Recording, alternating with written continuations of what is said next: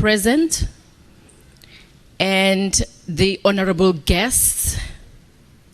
Also, my heartfelt greetings to eThekwini Municipality colleagues, those present and those joining us online via virtual. Ladies and gentlemen, without any further ado, may I please call upon Bishop Gili to open for us in the word of prayer for us to begin our seminar appropriately. Thank you.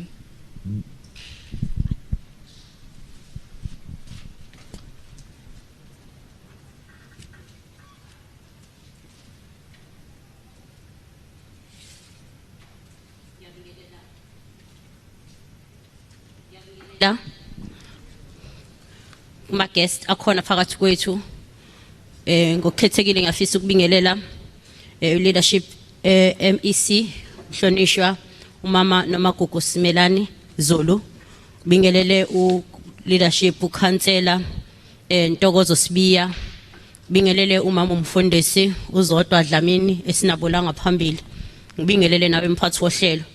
Ngiyacela mphathi wohlelo ungivumele ngihlabelele bese ngiyakwazi ukukhuleka uma imbokodo ihlangene, uma kuba khona ihubo elivuka ngaphakathi ebese siyakwazi ukufinyelela endaweni.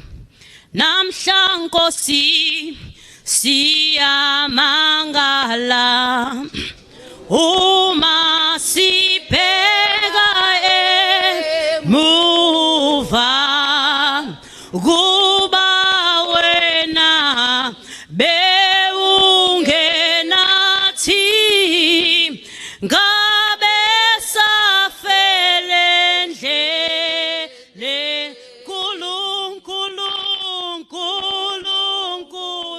Nkulunkulu uthando lakho githi na bantulu wanigela ngendodana.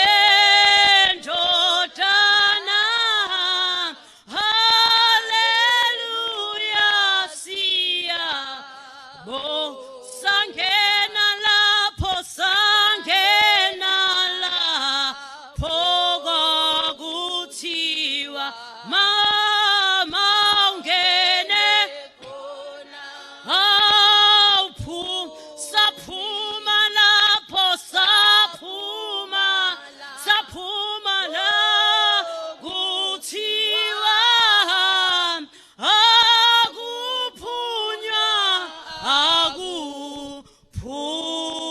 akuphunywa. Hallelujah. I just need to pray, bazalwane. As we are standing, I'm not preaching but praying. For me, it is very much important ukuthi as we pray, sikwazi ukungena emkhulekweni ngezwi lenkosi elitholakala encwadini amahubo 103 verse 1 to 4. Othi, bless the Lord, all my soul, and all that is within me, bless his holy name. Bless the Lord, all my soul, and forget not all his benefits, who forgiveth all thy iniquities, who healeth all thy sins, who redeemed thy life from destruction, who crowneth me with loving and kindness and tender mercies. Babe egameni lika Jesu Kristu waseNazaretha, uNkulunkulu ophilayo, umphefumulo wethu usho njalo. Ekseni baba siyabusisa uNkulunkulu ophilayo, siphakamisa igama lakho ngoba unguNkulunkulu omuhle othethelela wonke amacala ethu.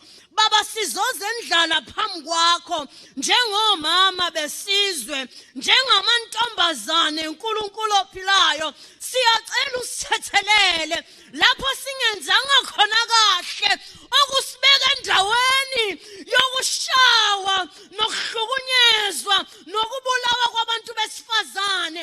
Baba sizoze endlala phambi kwakho, siyacela baba usithethelele, philise baba izifo zethu.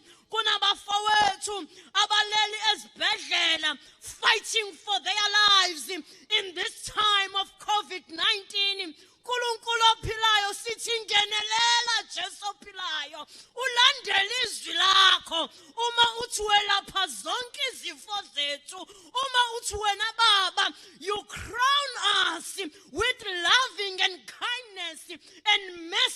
Oh God, phakama zulu lemfihlakalo. Nkulunkulu ongcwele, we bring forth imndeni eyahlukahlukene esemthwalume ekeke kwabulawa khona izihlobo zabo amantombazanyana amancane. Nkulunkulu oyingcwele abengaba bangabaholi bakusasa kodwa ngenxa yomubi Nkulunkulu ongcwele bayithola impilo zabo sezinqanyulwa. Nkulunkulu ongcwele sikhulekela imndeni yabo uyiqinise Nkosi yokulunga, phinde usikhulise, usilekelele, usivikele kulesi sihlava esibhekana naso njengesizwe sokubulawa nokucindezelwa komuntu wesifazane. Konke lokhu sicela egameni lenkosi yethu Jesu Kristu. Amen. Amen. Siyabonga, Bishop Chili.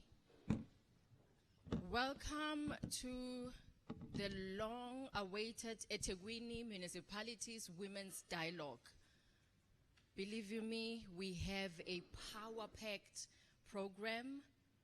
At this point, I would like to call upon the Whip of Community Services, Yolanda Young, to do opening remarks, and also by outlining the purpose of the day and also introducing our guest speakers for this day. One interesting thing is my program is different to yours. So as the driver, you will go according to my call. Thank you. Sanbonani, Ninjani. Thank you very much, Program Director. Greetings to all our guests. Cllr Ntokozo introducer. My task is very short. I see that you have allocated 25 minutes for me, Program Director. I will take 5 minutes. My task is very short. One is to outline the program of the day, the purpose of today's seminar, and also to introduce our guest. Namhlanje sihlangane kule seminar or dialogue to talk about issues as it affects abantu besifazane in different sectors. Within our midst, we have guests from the business sector, from politics, who are going to speak to us today, from religious sector. So they are going to talk to us as women, as ikhona la ngaphakathi, and also laba who are with us through visual and through Facebook. They are going to speak to us about, they are going to share the experiences and speak about challenges that they are facing in different sectors or in sectors that they are coming from.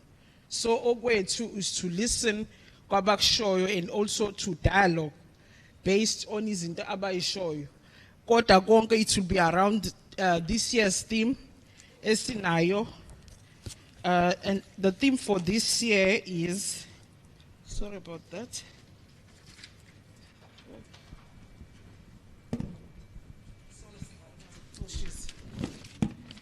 They'll be talking around it, which is generation equality, realizing women's rights for an equal future. So all our guests, they will speak around that. So la endlini sizolalela, and then we'll dialogue on that.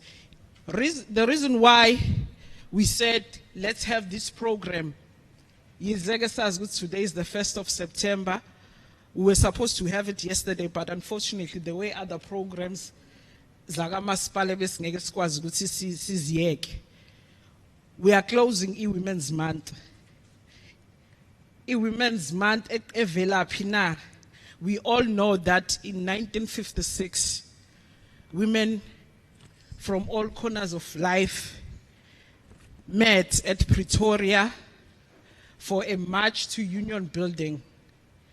Oh, Mama Bango 1956, Aba Masha to Union Building, Belwa no bandlululo kanye nama policies nama laws are imposed by the apartheid regime to our society. Women of 1956, they were united when they gathered at Union Building. They were united, they had a vision. Their vision was to see South Africa eshintshile. So today, sobe sixoxa sibheke ukuthi are we there yet? What are the challenges? But ngaphandle futhi kwalokho ama guest wethu azobe share futhi nathi ukuthi sibalansisa kanjani ukuthi ube umuntu wesifazane in business, ube umuntu wesifazane in politics, ube umuntu wesifazane in religious sector nokuba umama. Yes. Without wasting any time, I will introduce our guest. Okuyiwona azobe khuluma nathi la ngaphambili. Gizoqala sinomama la ebekade esesikhulekile from the religious sector. Umama uJali engizocela asukume asibingelela abantu bangaphakathi. Amen mamjali. Alandelwe umama okhona futhi naye la ngaphakathi umama uBishop. Sorry mamjali ngithe umama Jali uBishop. Yes, uBishop because ku2020 sesinomama bawo Bishop. Izinto bezingekho ngalesa sikhathi ngo1956 ngo19 kuze kufike kulesi sikhathi women emasontweni they were not allowed to take those positions, but namhlanje because of this government owalola kanzima sebeyakwazi. Siphinde sibe nomama ozokhuluma nathi ngo surviving gender based violence, umama uZodwa Dlamini. Shine mama uDlamini shine. Usihlalo siyamazi sonke, the chairperson of Community Services Committee at eThekwini Municipality, a young lady from the south. Yeah, from the south. She is leading the very, very, very important portfolio committee. Siyazi ke nathi ukuthi before women again they were not allowed to take such positions and lead the society as it happening nowadays. Ntokozo Sibiya, cela ubingelele mama. Shine Ntokozo shine. Sibeke na MEC, MEC of health in our province KwaZulu Natal. Mrs. Nomagugu Simelane. Kuningi engakusho ngayo. Kuningi. Oh. She's the former treasurer of the ANC Youth League in our province, former chairperson of Abaqulusi region. I think Nomagugu is the first woman in our province to take the position of the chairperson in the region. She's the first. Yes. She's the former chairperson of the portfolio committee in the legislature, and currently she's holding the position of MEC for health, a very, very, very crucial position. Unomagugu she is holding. Eningakwazi ke ngaye, okay. Eningakwazi ngoNomagugu, she loves izicathulo. Angazi noma kusanjalo na. Akukashintshi. Cela asukume uMC Nomagugu asibingelele lo mama. Shine Nomagugu shine. Ugugu ngafika late emhlanganweni mayengakazizwa icathulo lezayigqokile. Angafika late. Unebhadi ke mawugqoka icathulo ayithandayo ke. Angazi noma usanjalo phela afune ngisho ukuyilinganisa. Because uyazithanda izicathulo. And then later we'll be joined by Umama Basetsana Khumalo. She will join us through a visual platform, and she will be talking to us about women in business, because she's from the business sector. So she will also join us later and talk to us about the experiences and the challenges that they are facing as women in business. Ngalawo mazwi program director ngiyaqanisa kukho kusalile. Oh yeah, sorry kubo bonke abasemakhaya khona basibonayo through live streaming go Facebook and abanye basijoinile through Zoom. Siyababingelela bonke, and we welcome them all to this seminar. Nabo bonke abakhona la ngaphakathi siyaba welcome. Okusalileke ukuthi today sibona omama, they are wearing izinto like ama-50s, because it dress code for today kwaukuthi sizoqoka like mama Lilian Nguyi, mama Dorothy Nyembe, bonke labo mama. Is that saloko is this is our way of saying thank you to them.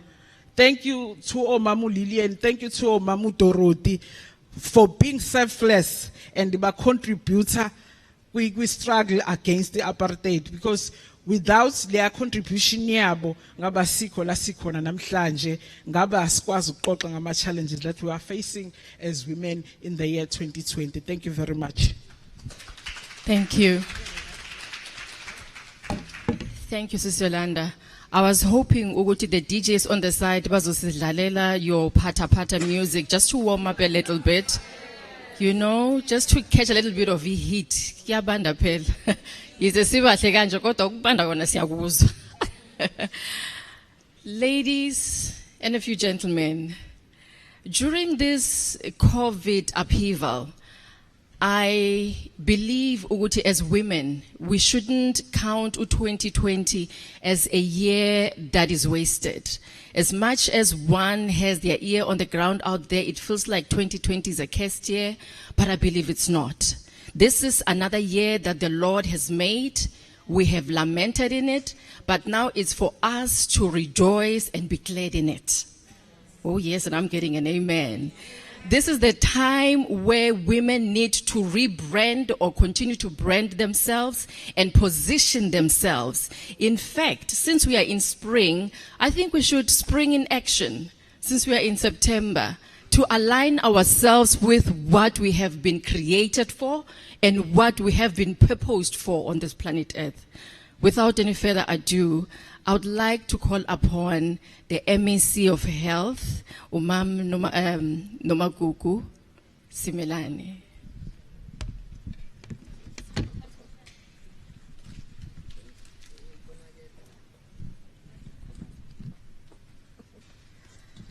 Thank you very much, Program Director. Good morning.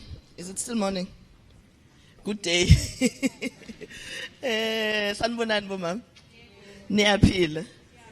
Siyaphila nathi. Oh, okay. Thank you. Ngicela ukubingelela Program Director ngokukhulu ukuyithoba, ngibingelela uBishop uJali, ngibingelela umama umfundisi uDlamini, ngibingelele udadewethu uLasbon, uCllr Ntokozo Sibiya okuyena usihlalo walomhlangano wethu noma usihlalo wekomiti elisihlanganisile la namhlanje. Ngibingelela untanga wami lapha uyo Cllr Yolanda, sisuka kude kakhulu naye. For the longest of times in the movement of the people abantu abasha baka African National Congress, we were probably the only women, not mina naye kuphela, but a few of us were there and leading. So when I look at you, I look at myself. When I look at you, I see myself. And I appreciate all the time.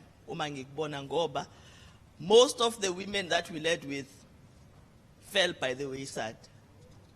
For reasons that we might know, for reasons we might not know, but mostly because of the society that we live in, a patriarchy.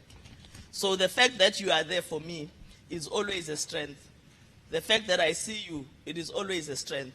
I was a provincial treasurer of the ANC Youth League, and Yolanda became a treasurer after me. And she led.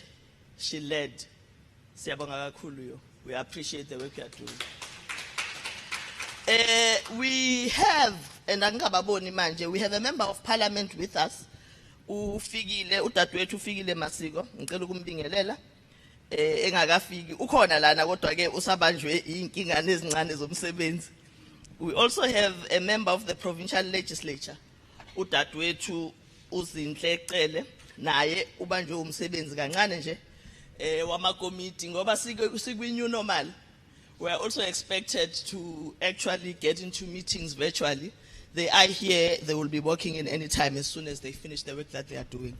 But ngiyafisa ukubingelela ngokukhulu ukuyithoba nokujabula bonke omama esinabo la nomama basemakhaya. Siyabonga kakhulu ukuthi silithola ithuba lokuthi namhlanje sikwazi ukuthi sihlangane. I know that we were supposed to have met in August, but August only ended yesterday, so we are not very far off. Of course, you know, the fact that we are meeting today is also an indication that women's issues must not always be appreciated in August. We should always find time to elevate them at any other point. So we appreciate that very much. I wish to thank the leadership of eThekwini municipality in particular for inviting me to this beautiful seminar where women are going to be able to talk amongst each other.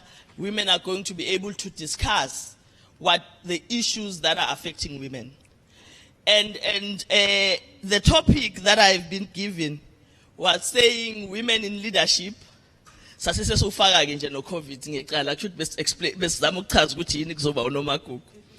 Kodwa ke it's good, we'll talk about COVID. But women in leadership is what we are here about. Women in leadership, we are often expected to behave like men for us to be able to progress. That's not the issue. But for us to be able to be seen as being progressive, we must be seen as people who decide not to be women anymore. When you are in leadership and you are a woman, and someone says what Yolanda just said about me in terms of loving shoes, we are seen as being weak. Because you are embracing your feminine side. When you are a woman in leadership, you are not expected to have makeup on at any given time. Because why do you have time to put makeup on? When you are a woman in leadership, you can't have eyebrows on flick. I will find someone from time to time who can actually do that. But I can't be expected to have them because it means I'm not serious. It means I'm not a serious leader. I'm frivolous. So being a woman in leadership, according to the society that we live in, we need to change who we are. We need to adapt to someone else's standard of being a leader. Kanti our strength as women is being able to embrace who we are as women, but able to lead at the same time, because then that gives us a perspective that is broader. Now, at any time when I speak to young women in particular, because I always feel the pressure of supporting younger women, there was a time when Yolanda and I were referred to as young women in leadership. We are no longer young women, Yolanda. Leadership. They are now young women. But we have a responsibility of mentoring and supporting young women in leadership in particular. Because Nati, Bako no mama who saw us and decided that they must mentor us. Bako no mama who saw us and felt that these young women needed support, needed guidance. Talking about mama bafana no mama uwezi wetus. I'm talking about mama bafana no mama Lydia Johnson. I mean Baning, I can count them. These are women in leadership who, when they saw us, they decided that we needed guidance, despite the fact that we were rebelling against their guidance. Because at some point, when older women come to you and say, "Hayi nganyama kwenziwa kanje. Akuyiphathwa kanje. Siyabatshela ukuthi asingeke ebusheni bakho." But abazange bakhathale. They continued to guide us. They continued to mentor us. And to them, I wish to say thank you. Thank you very much for what you have done. And you have given us a responsibility to do the same to younger women. And it's a responsibility we must embrace with excitement. But if we don't do that, our young women are going to lose it. Our young women are going to go off track, but our young women are going to be abused, as some of them are continuing being abused. So siyabonga kakhulu ke go mama who came just immediately before. I mean, I'm counting this because ngiyazi ukuthi yenibazi. are women that you can actually talk to and refer to. By the way, abakashintsha. Umamwezi, when I first went to the legislature in 2014, when I first went to the legislature in 2014, the first thing she did, she called me to her side. Lalela ke kukungani yami. Awagqokwa ama jeans la. Kugqoka amasuit. Ngithi hawu mamwezi, usho kanje? Wathi awagqoka impela. And one Friday there was a portfolio committee meeting or a sitting, I can't remember. Because I thought Friday was a casual day, I wore a jacket, pezulu, and I wore jeans. She called me aside and said, you must wear heels, you must be presentable.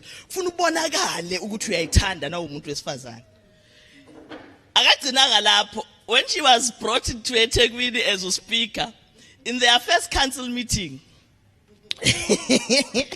Ulas Ponla, Ntokozo went to council to an EXCO meeting, efagijin the hem, and thought it was acceptable. It was the first meeting as an EXCO member.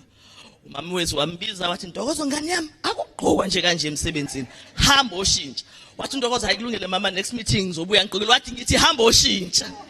So she went and she had to go and buy a formal thing. But that's the guidance that we need.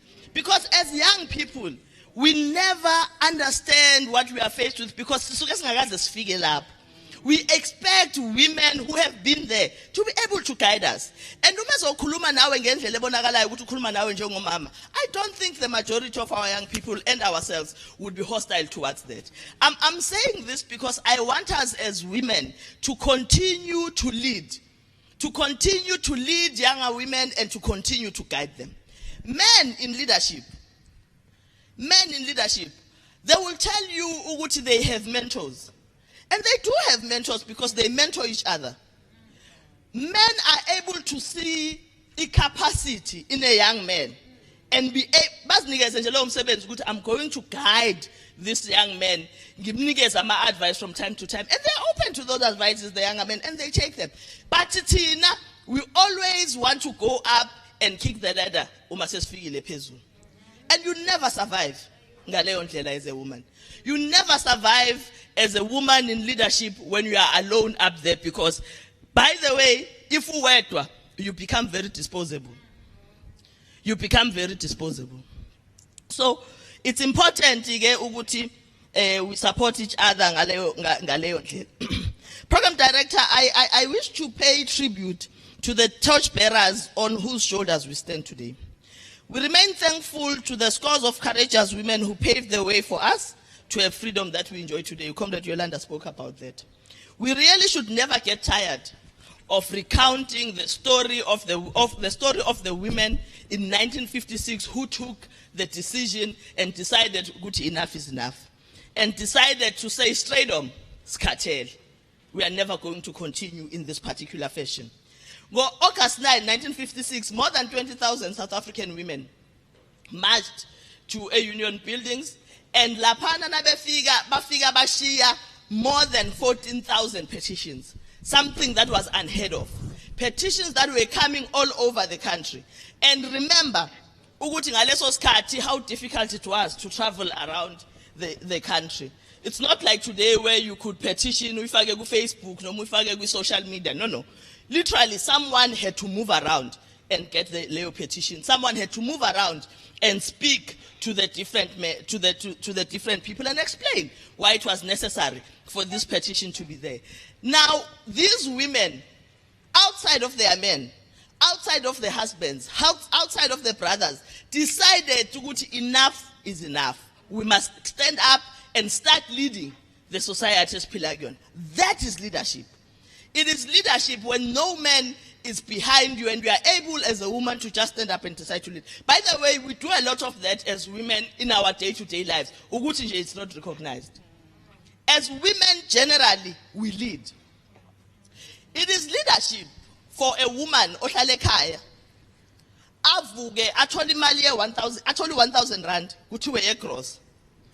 Out of that, akwazi ukuthenga igross ecishe ilast inyanga yonke.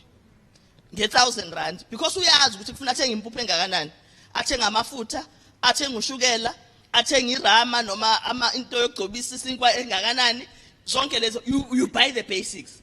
Give a man that much and tell me ukuthi ubuya nani. And tell me ukuthi ubuya nani umnikeza imali elingana naleyo. Hardly anything. That is management. Those are management skills. Skills ongasitholi noma ikuphi. Now we must appreciate women who are managing at home. We must appreciate women who are managing emsebenzini, but we must appreciate equally women who are leaders. Because whatever skill esinayo, siya implement in the area where we are operating. And that is leadership. You appreciate it at that particular level. You appreciate leadership in a home. Ngoba umama owazi ukutshela ingane ukuthi awukwazi ukuyiphatha kanje na umntwana. Awukwazi ukuthukana nasikhuluma. This is the language that you use.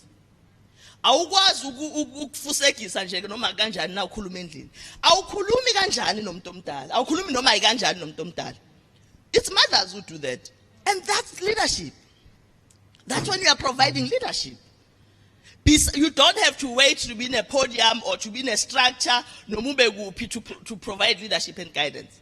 So women generally, this is a skill and this is a skill that we are able to practice all over. So I was saying women of 1956 then were able to have that march and were fighting against the past laws. This march was led by Mama Bafana no Mamu Lilian Goy, Umamu Petha Klowa, Umamu Helen Josephs, Umama Urahima Musa, Antu Sophie Dubrain, Umama Mtalepula Chabaku, Mamu Albertina Sisulu, just to mention a few. Befika union buildings and demanded to hand over their petition.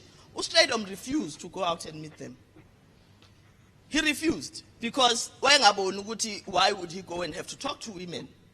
Not just black women, but women. So he refused, he didn't go out. But the women were so resolute. They stood there for more than 30 minutes. Kune threat yokuthi bangadutshulwa, kune threat yokuthi bangashaywa ngetear gas and everything else yazi ukuthi isikhathi se apartheid besinjani.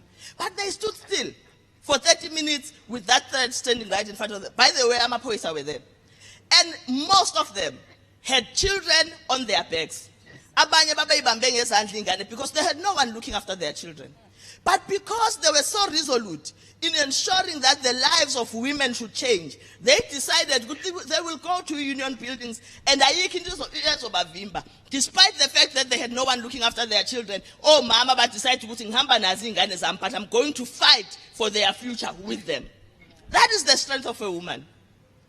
That is the strength of a woman who understands that you must lead despite the environmental dagion. You must lead despite the circumstances that you are faced with. Going there, taking their children with, was a sign of leadership. Now, it's very important that we always remind ourselves of where we come from. We always remind ourselves of women who led before us. Because if we forget the women who led before us, history is going to forget us.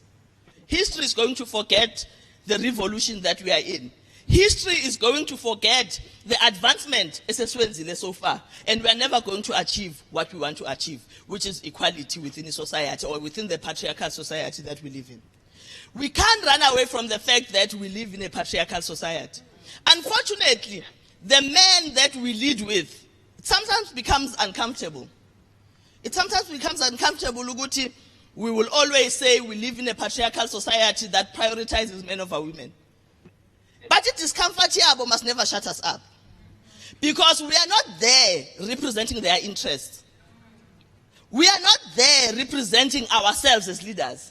But we are there to represent the women and the struggle of women, the advancement of women. No matter in whatever leadership post, your first responsibility as a woman is to make sure that you create and enable an environment for other leaders to come with you. It is never easy. It is never easy. Women as leaders now will tell you. It is never easy. But one thing that we must always remember is that when we lead in a patriarchal society, everything is about gender enhancement. Everything must be about the emancipation of women. Everything. I can talk about COVID, but within COVID, we should be talking about the emancipation of women. And I'm saying COVID because COVID is narrow in relation to the health sector as a whole. But in everything that we do, women are affected adversely, and we must find a way of leading within that. Ngiyathanda kodwa from time to time to talk about the women that led in the province of KwaZulu-Natal in particular before us. I wish that we must draw strength from the unsung heroines like Umama Florence Mkhize, no Mama Victoria Mxenge. Bona in particular, and they're not the only ones that we have in the province, but I wish to speak to those in particular so that we understand the role of leadership that they played. Umama Flo, as Umama Florence Mkhize was affectionately known, was born in Mzumbe on the south coast of KZN. She was one of the organizers of the Women's March of 1956. Fortunately, she couldn't go because when they were traveling to Pretoria, their bus was turned away and she had to stay behind. But she was one of the organizers, one of the people who ensured that the province of KwaZulu-Natal was represented, and there were our petitions were presented there. She distinguished herself as one of the leaders as well of the potato and tobacco boycotts in 1959, which took a firm stand against industries that were colluding with the apartheid government. The African National Congress was banned in 1960, and as a member of the SACP, she was also a member of the SACP, but she continued to champion the struggle of black people, but the struggle of women in particular. She then subsequently joined ISACTU. In June 1968, she was banned for 5 years under the Suppression of Communism Act. And in the 1970s, Umama Flo was involved in the Release Mandela campaign and used her home to hide liberation activist security forces. In the 80s, she traveled to Amsterdam to help raise money for bursaries for education for our children. Kunesikolo ekuthiwa iPhambili High School. It came out of that campaign immediately when she came back from that trip. She was also one of the founding members of the UDF, and in 1983, in the same year, she was mobilizing women from other racial groups under the banner of the Natal Organization of Women. After 1994, Umama Flo became a councillor. I think it was a councillor of Ward 74, a position that she held until 1999. Now, I'm giving this history because she's one of our own. Umuntu every single one of us can relate to. Siyamazi. Abanye bethu might have known her personally, amanye might not, but she is someone who worked and led within the province and just in front of us.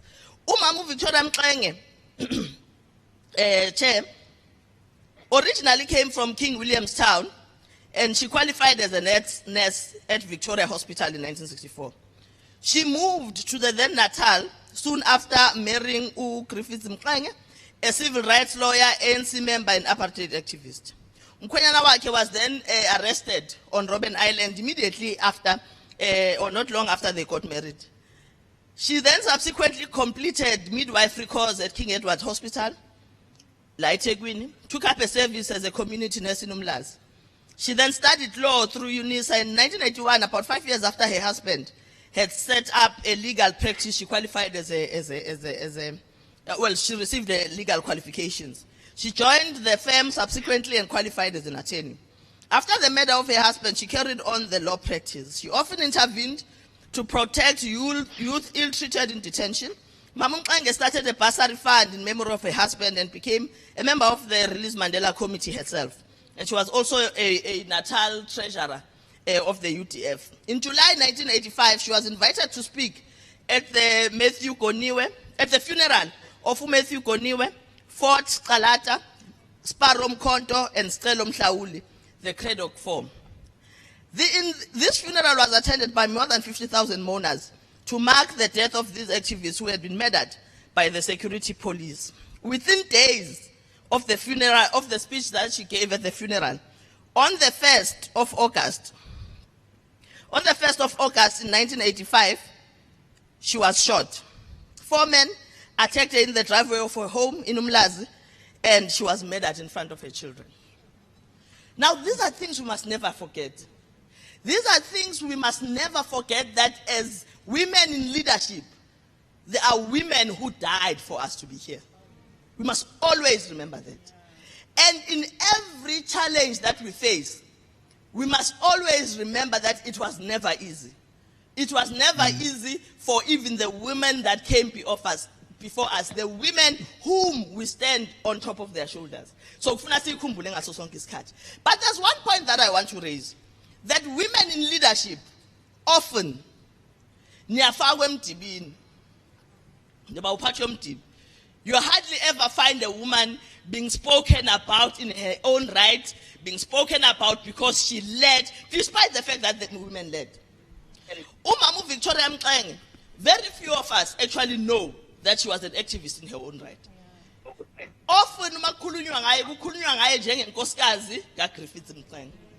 never about her as a woman. Umamu Albertina Sisulu.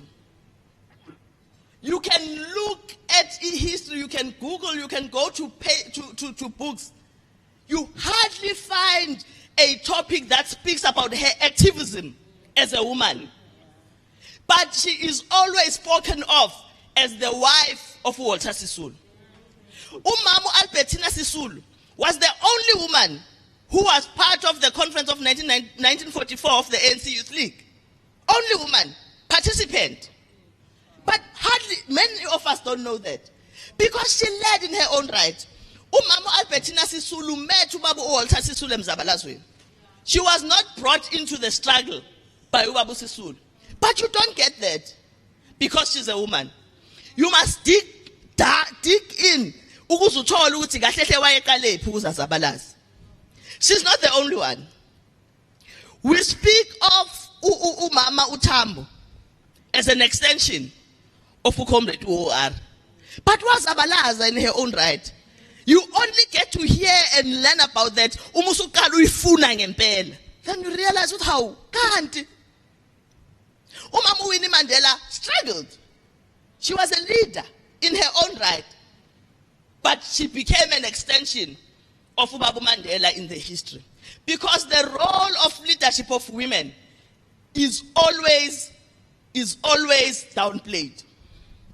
We are told, Uguti, the tale of the hunter and the lion is always about the hunter. Because the hunter tells the tale. Kodwa, umangabe bekuthiwa the lion, yayikutshela story ukuthi ngimenzeni lona sazafikela, the story would be different. So as women, we always wait for men to speak about us. We always wait for men to talk about us. We always wait for men to tell us that we can lead. We always wait for validation of men in thinking. That needs to change. That needs to change. It can only change though, we take the issue of leadership seriously. We take the issue of leadership when we speak to young women that we operate with, or servants and now generally. But it can only change if we take the issue of leadership seriously at home. By the way, yithina nane sithi nasithengele ingane zethu ama-toys, umntwana umfana simthengele imoto, wentombazane simthengele unopopi. It's us, as women. Already, you have told your child, wentombazane, ukuthi wena you can never have a car. Ngoba uyintombazane. You must always look pretty. There's nothing wrong with looking pretty. I like looking pretty from time to time. And I do it very well. I clean up very well. But we tell our children that when you are a girl child, umsebenzi wakho is to look pretty uhlale lapha ekhoneni. But umfana, because simthengele imoto, sithi you must aspire to have a beautiful car at some point. This is what we do as mothers. And for as long as we don't change that thinking, society is not going to change. As mothers, we take a 6-year-old girl, and we take her 10-year-old brother sithi akahamba ayodlala emgwaqweni kuze kushaya u6 ebusuku. It's us. We teach an 8-year-old girl child how to cook, but a 12-year-old boy comes back whenever he wants and clean and has no responsibilities. That is how we are raising our children. That is the society that we are bringing up. Now, for as long as we don't change, nothing is going to change with society.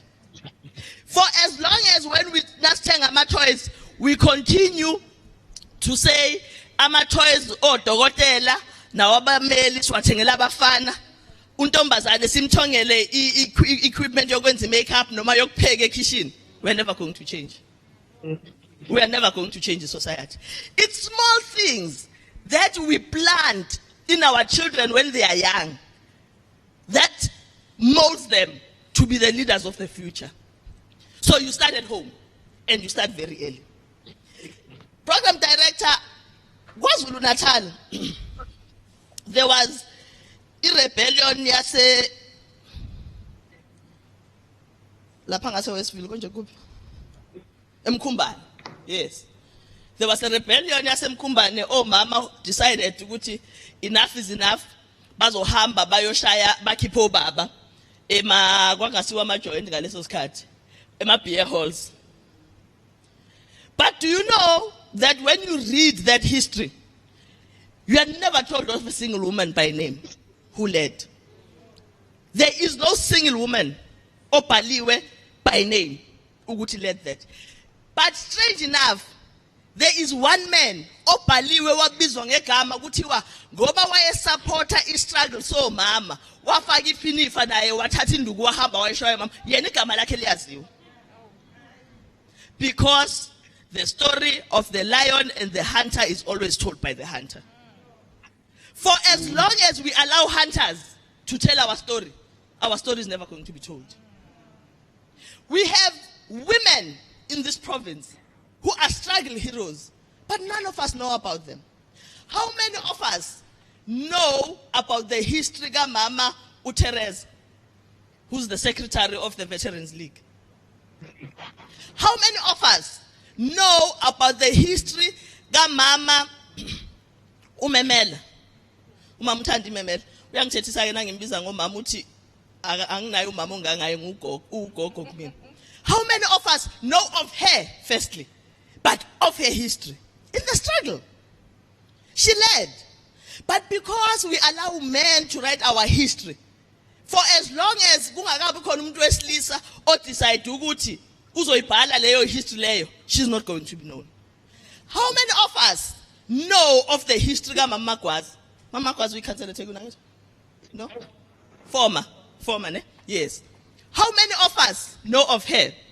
These are struggle heroes who are today veterans of the movement, veteran leaders. But none of us know of their history. Unless you sit down now and you listen. And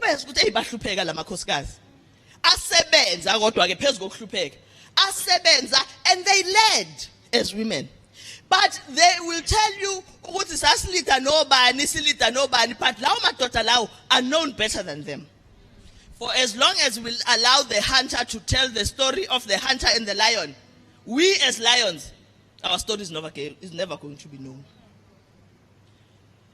Program director, there's still a long way to go before we can declare women to be free in the full sense of the word.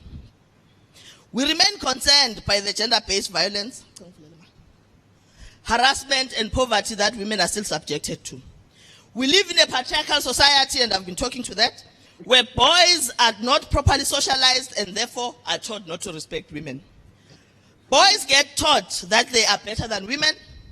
They get taught that women have to take instructions from their husbands or fathers on what to do.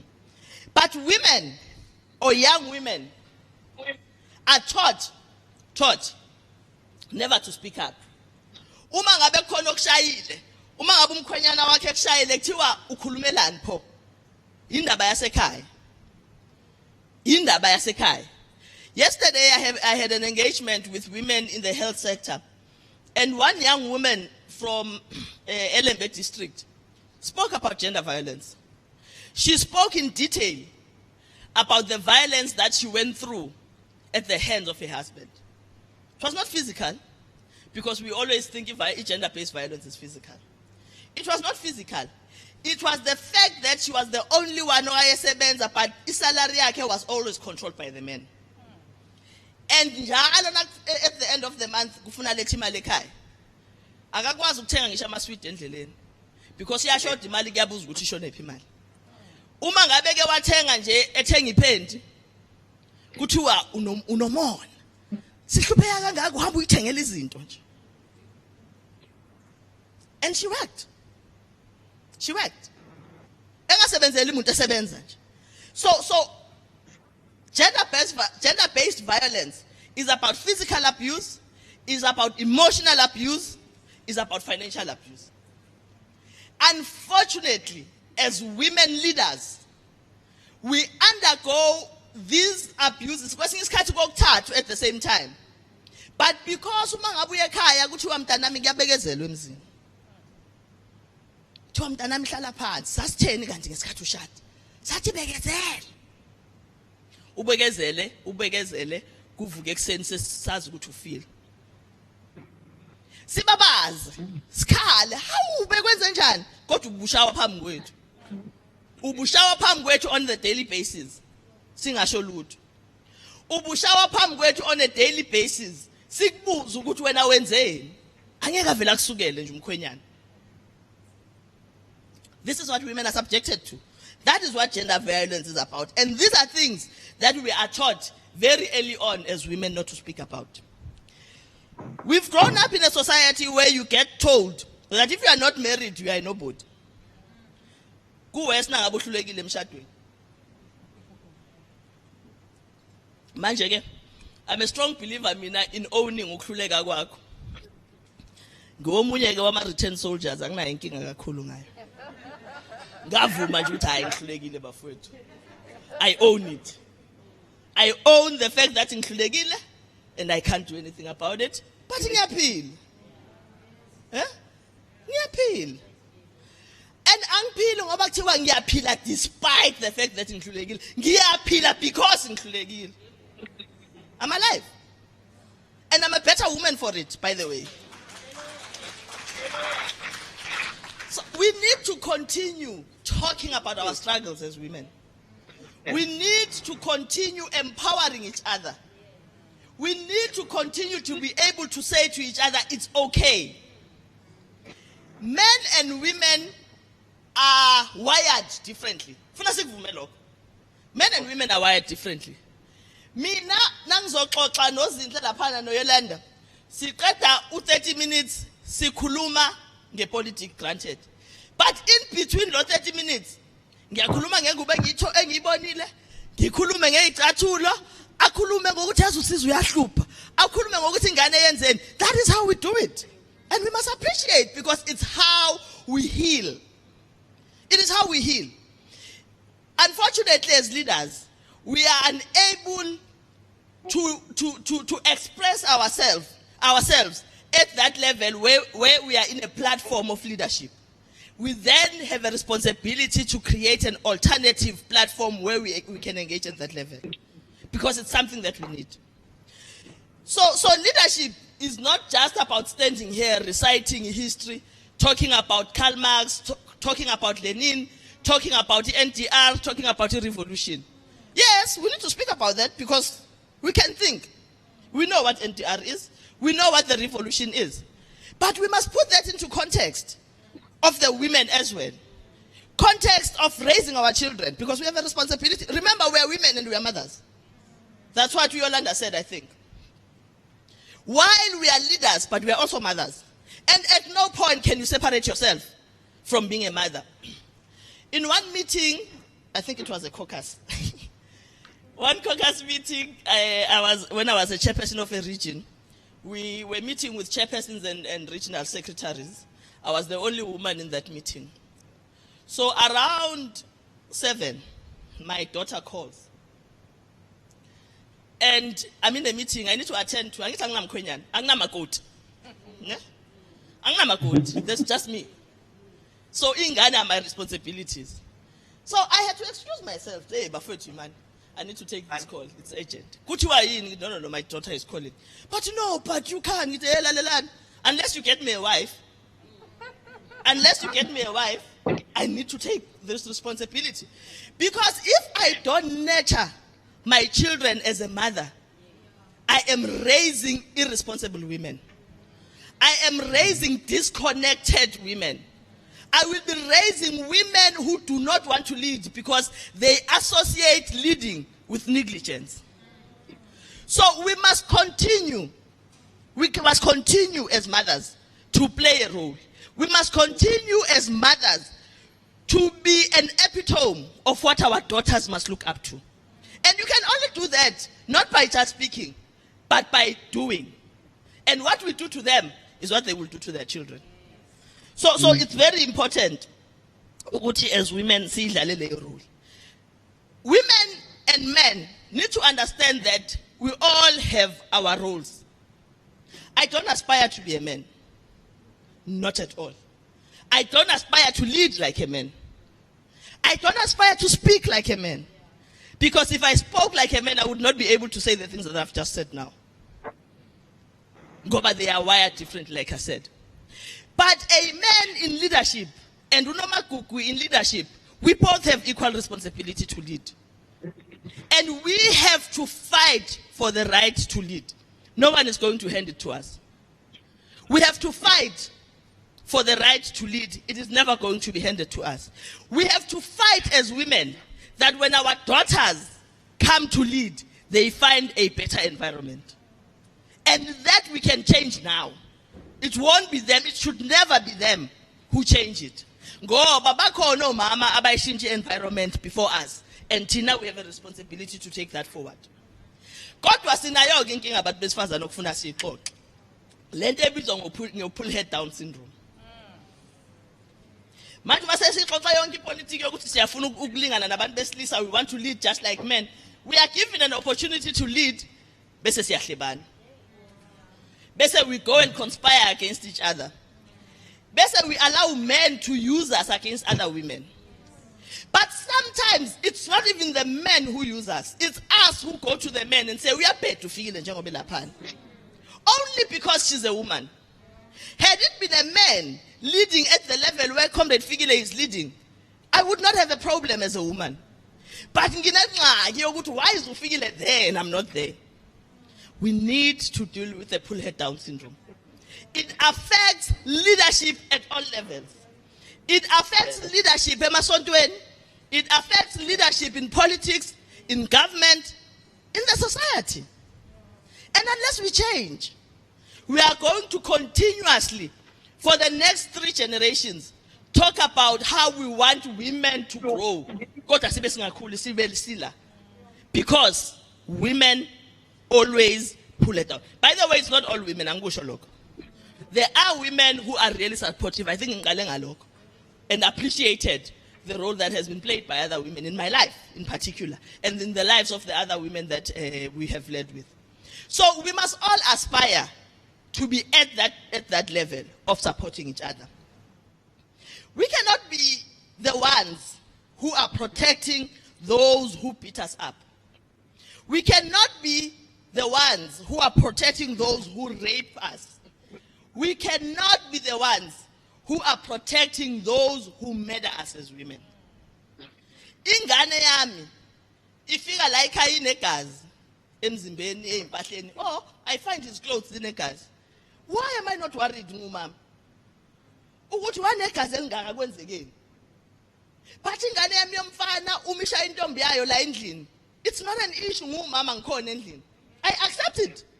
Why? You become an enabler as a woman.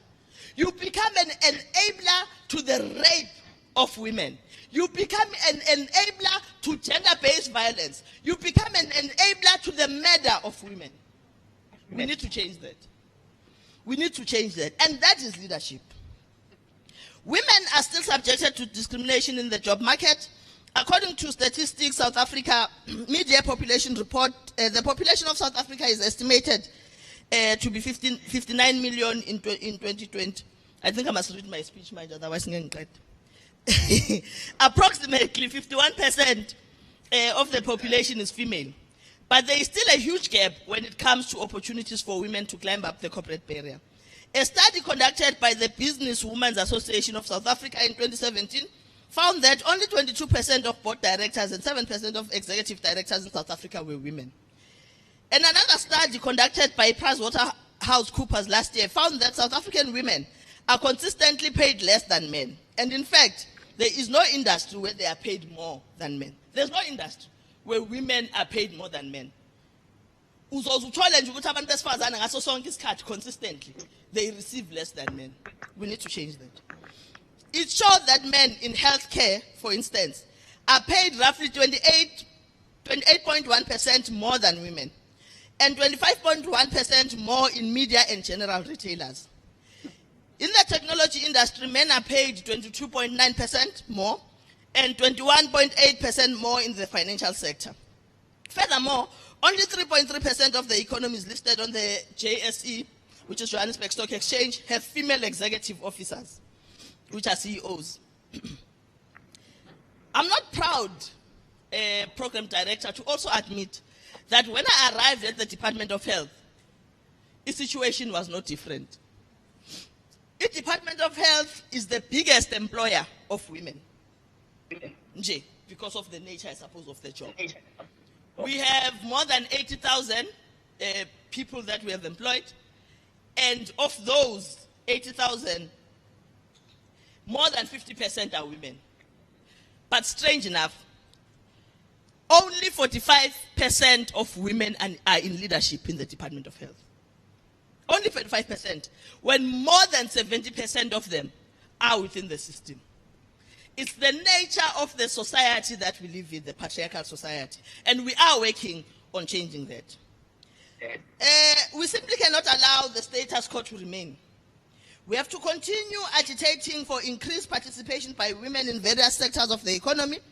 After all, one of the resolutions of the ANC's 54th National Conference on Economic Transformation is a declaration that there must be support for women and youth-owned small businesses and cooperatives. There's a feeling that I speak a lot about the African National Congress. Go to again, is seat that I sit in the legislature. Is it that I sit in the legislature belongs to the African National Congress? And I have a responsibility of implementing the resolutions are called. So we have a responsibility to change that. Let me just thank the program director, pay tribute to women involved in the fight against COVID-19. Even despite all of the hardships that we have just highlighted, women still find it within themselves to get up and get the job done. We have just finished commemorating Women's Month under a unique and unprecedented period in our country as we face up to a new and invisible enemy, which is COVID-19. In these times of adversity, it has been encouraging to witness many truly remarkable acts of bravery, resilience, and triumph of the human spirit, particularly where women are concerned. As a department that is one of the biggest employers of women, we are humbled at the opportunity of saving people's lives. We take a moment to take our hats off to honor and salute all the women throughout the value chain of health in our province. From the frontline staff in the medical field to community caregivers and all the community-based teams on the ground. Although many people are anxious, it has been immensely encouraging to witness many remarkable acts of bravery, resilience, and triumph of the human spirit led by women during the fight against COVID. Without warning, women in the Department of Health had to implement protocols that were new to them because the virus was new.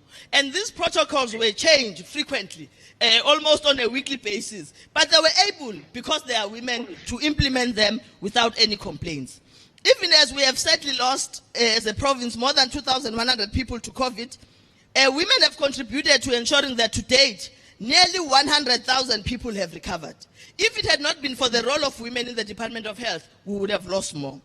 These are, after all, our mothers, sisters, aunts, cousins, neighbors, and friends. So we want to take this opportunity to say to them, we would never win this war without you. We recognize your efforts. We appreciate you. We thank you. Ibambeni mbokodo malibongwe. Igama lamakhosikazi.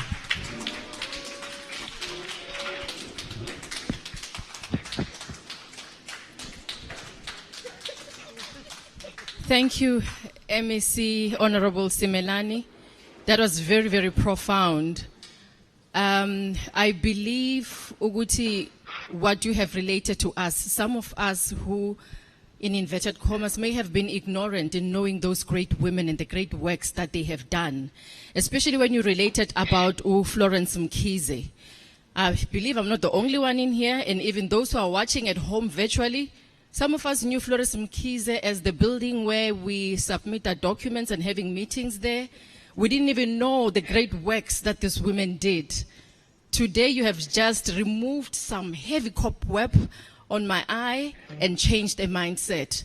Women are seen as roots, holding up branches, but I choose to say they are pillars of strength. If I were you, I would have clapped hands for that. That was a very powerful statement I made. At this point in time, we are streaming to Johannesburg, I believe. Sebakeng sa jwale, ke tla rata go amogela mohumagadi basetsana Khumalo. She is going to delve into a topic on challenges women face in business. Thobela.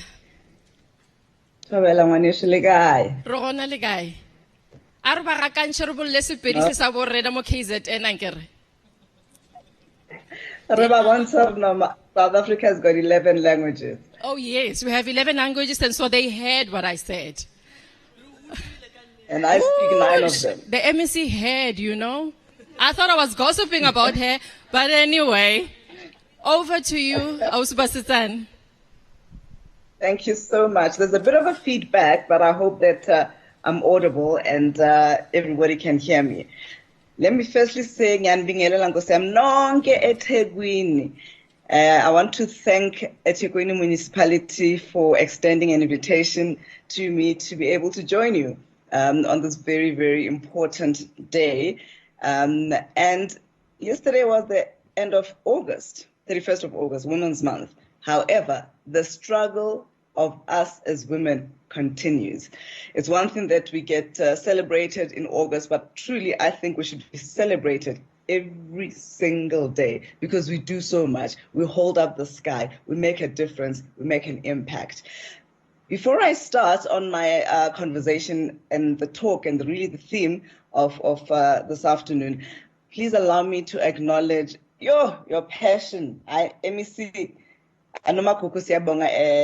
Your Excellency, because you really have ignited a fire in us. And I just want to say thank you so much for really inspiring us. And I think critically as well, just to take us back in history in terms of where we come from as Abantu Baga Kongolose and the many leaders that have never been acknowledged because, like you rightly point out, we live in a patriarchal society. And this is so systematic that women literally are forgotten or not even acknowledged or applauded or commended for their contribution to our liberation. And may I also at this time acknowledge Cllr Ntokozo Sibiya, Chairperson of Community Services, as well as MEC Njomo and you acknowledge MEC wethu siyabonga kakhulu, and then sino Pastor Jali and noZodwa Dlamini. Bengicela ukuthi ngini acknowledge nginihloniphe abantu bakithi abantu abadala. Sakhuliswa kahle phela ukuthi uyabingelela mawufika emzini womuntu.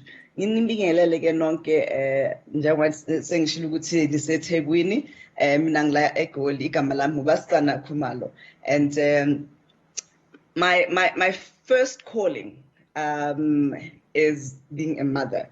And the topic this afternoon, I was asked to speak about the challenges of business, of leadership, and of being a mom, and how one has to juxtapose and live in those different universes.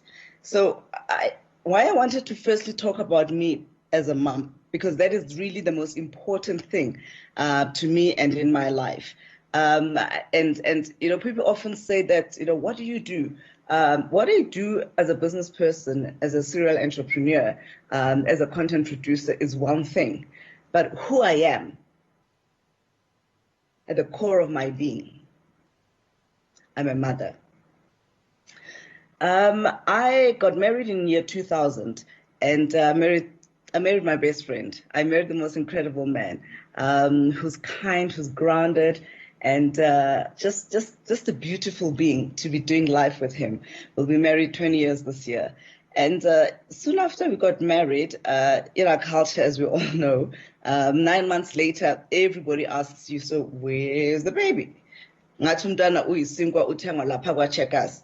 I really battled for the longest time to conceive. And by the grace of God, in 2005, God blessed us ngoNkosi Gabriel Khumalo.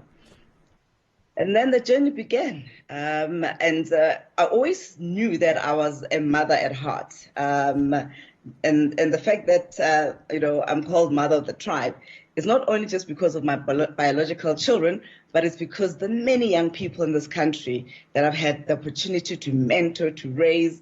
So we are a tribe. And I always try to just clarify that. So in 2007, I was pregnant with twins, and at 20 weeks, I lost my babies. I've had 7 miscarriages throughout my journey of life and motherhood, and God visited us again in 2012. In 2012, and we're blessed with Ushaga Kositsile Emmanuel Khumalo. And 2 years later, unbeknownst to me, I turned 40, and me and my girlfriends had planned we're going to go away, we're going to go to Las Vegas, we're going to just have a good time. And little did I know at the time that I was pregnant. So the trip obviously never happened. And my friends are still holding me accountable to that. They'll never let me forget that. And July 23rd, 2014, we were blessed with my little girl. Her name is Bontleba Morena, Jasmine Khumalo. Why I'm telling you the story of my life and the journey of motherhood? Because it's integral in who I am. It's the essence of my being. It's the core of who I am and why I wake up in the morning. My children, first of all, are my teachers. My children are my counselors. My children are my play buddies. And oftentimes we think as parents, we need to teach our children. Of course we have to. We have that responsibility to teach our children. But equally so, if we open ourselves up and open our minds up and our spirits and our soul to allowing them to teach us, there's so much more that we can be able to learn from our children. Their capacity to love, their empathy, their compassion, and their honesty. Children are honest. What they say, it is what it is. And what you see is what you get. So they often are a constant reminder to me of the essence of just living a pure life and not being afraid to fail. Because equally so, children are not afraid to fail. My boys jump on trees, and the next thing somebody is on the floor, but they just take the leap of faith, and they're daring. And I think there's also something that as parents we need to look at and see how can we perhaps refine our sense of living and our sense of being by seeing our children for who they really are. Because I think we get so consumed about wanting to be the role model, about wanting to be right, about wanting to have authority over them. Of course, as a parent, they live under your roof, and indeed you have authority over them. However, for me, I decided to be a conscious parent and consciously parenting, and I'll tell you what I mean about that. My children have different and unique personalities. Not one of them is the same as the other. Unkosinathi, he's a gentle, kind child, very quiet and attentive. And Ushaga, he's my middle child. So bless his soul. He always is trying to be heard, because Wintle is talking on the side, Nachi is talking on the side, and then he's always trying to find his voice. But he's got such a soft, gentle spirit. You know, uma umshouta, if when you have to scold them, he doesn't even cry aloud. You just only see these tears streaming down his beautiful face. And that breaks my heart. It just breaks my heart because he's just a tender soul. And then my daughter, on the other hand, she gonna be the president, honey. I am raising a world shaker and a history maker. Buntle literally is one of the bravest souls that I know. She is determined, she is courageous, and she challenges the status quo. You know, oftentimes you'll say, Winkler, don't do that. And she say, why? You have to have a reason for everything. No, because, you know, I don't think it's a good idea. But why is it not a good idea? And so it goes on. And the best part, though, is when she falls, she immediately gets up and says, no, don't worry, I'm fine. And she keeps it moving. And so I realized then that I cannot use the same measure of disciplinary or disciplining them. I have to work with them at their own unique personality and be able to nurture their uniqueness and their gifts and their talents. And so Unati, I have to sit down with him and really have a conversation. I mean, he's already 15. So he's that age where you can really have to sit down, make an appointment. And I like to take him for hot chocolate. And I said, we need to talk. And then we engage. Ushaka, oh, bless his heart. I've realized that he's not the child that you can put in a naughty corner. I don't even know what this naughty corner is. Anyway, this naughty corner, he's a child that I have to put on my lap and say, listen to me, boy, what you did by slapping your sister or pinching her or taking her nuggets. There's a huge fuss about nuggets here at home. It wasn't right. Okay, so you have to apologize, and so it goes. And then he gets it. But if you shout at him, you crush his spirit. You literally crush his spirit. And then Ubuntu, on the other hand, I could be cooking in the kitchen and we're chatting away, and Ubuntu, you know, pick up the phone, somebody's calling, picks up the phone with great confidence. Kumalo, residence, can I help you? And then she chats away. She doesn't even tell you who's on the phone and they're looking for who. She just chats and chats away. And that's my BFF, my greatest gift from the heavens above. You know, I mean, a 40th birthday gift. It can't get better than that. It truly can't get better than that. And so I loved actually what Emisiwetu spoke about in terms of how we parent our children and how it's important to not stereotype them. Can I have a glass of cranberry juice? I promise you it is cranberry juice. I like what MEC Nomagugu highlighted. Raising our children, we have to be so conscious, so very conscious on how we're raising them, because they are the ones that are going to impact society. And they're the ones, through us, going to have to define their journeys and their path. So, for example, my boys, they cook with me in the kitchen. I love to cook. In the kitchen, they peel with me, they help, they're literally my helpers in the kitchen. And they enjoy that very, very much so. And my daughter, I get her to play with cars and fix, figure out, how to open this car with a screwdriver and to put the battery. And then that for me is conscious parenting, in that I'm not going to give Buntle a doll so that all she could ever have as a frame of reference is that she's going to have to be a baby maker. No, she's going to be an engineer. My sons, equally so, I want them to know that they can do the things for themselves. They do not have to depend on a partner to feed them. They must learn from their mother's kitchen so that they can also just be nice partners, so they don't, they can get nice girls, from my lips to God's ears. But so I'm teaching them a sense of independence and just skills. And we all love being in the kitchen because a lot of conversation happens. And so just in reflecting on being a mom, I'm a happy working mom. I am a happy working mom. I do not have the DNA of being a lady of leisure. I don't know how not to work. I started working from an early age, at the age of 6. And Robert Kiyosaki, who wrote the book Rich Dad, Poor Dad, advocates that we need to teach our children to work with money from an early age. And so when I wake up to do what I love. And what I've seen is that my children are happy because I'm a happy mom. My children are happy because they see mommy is content. And that will always stay with them and in their memory, even in their subconscious, that will always stay with them, that mommy was always happy. But I'm also teaching them the value of hard work, the value of pursuing your dreams, the value of not being afraid to fail. And it's not necessarily putting them in a classroom to say, right, today we're going to learn this, that, and the other. The children learn by role modeling. They learn by watching their parents.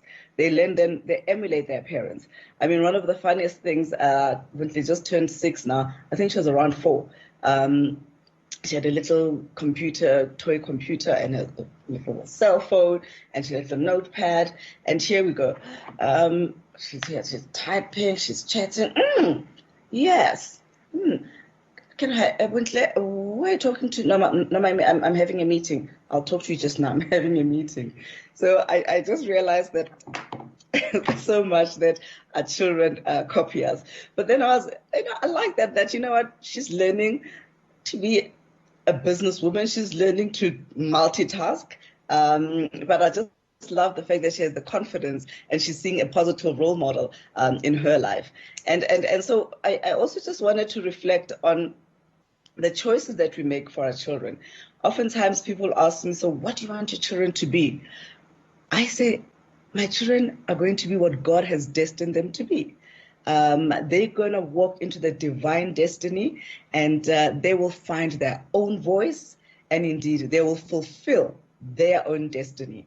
What I need to do, my husband and I, as their nurturers and keepers, is to make sure that they're healthy, they're fed, and they have, by the grace of God, they go to good schools, and ultimately they have to choose their own path. Because oftentimes I find that as parents, we want to live our lives vicariously through our children. Because you couldn't do this, then therefore your child's going to do that. You couldn't achieve that, therefore you will do this. And I had 2 colleagues. One of them, her mom wanted her to be an attorney, and indeed she went and became an attorney. And the day she graduated, she went home and gave her mom the certificate and says, "Mom, here's your certificate. Now I'm going to pursue my passion, my dream." And she's a content creator. She's one of my producers, Kopano Gelman. She produces OPW, Date My Family, and we've got a lot of shows that we produce at Connect. And Kopano is just a preeminent creative. When you sit in a room with her, she comes alive. And so I want to caution us that, of course, we need to nudge our children to make the right choices, but not necessarily have to impose upon them to live your choices. And because at some point it's going to crack. And I mean, there's, it's important for them to have good grades, but we also don't harp on them. If you've done well, I always say to my children that if you know you've done your best, my child, your best is good enough. If you've done your best, and have you done your best? Yes, mommy, I have done my best. Well, child, your best is good enough. And so it is hard to be a working mom. That I won't lie. I won't lie about, but it's a conscious choice to be a working mom. As I said to you earlier on, I won't be able to just chill and go to the spa every second day and have my nails done. I can see my nails have not even been done for a while. And so, because also as women, we have such a huge responsibility to contribute to our economy, to the GDP of this country. We make up half more of the population in South Africa.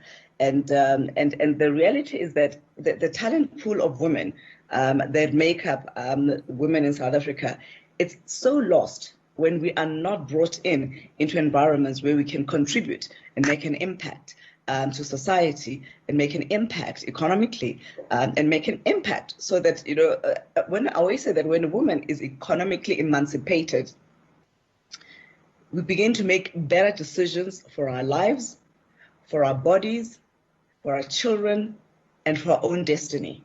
And I really want to encourage women to really work hard to be able to be economically independent. You will not then stay in an abusive relationship because you've got nowhere to go. And I want to encourage you, to say, if you wanted to finish that course, go and finish that course. If you wanted to start that little business, give it a try. A florist, a baker. If you wanted to finish your MBA, go and do that. And do it, because for me, I always say that I don't want to live a life of regret.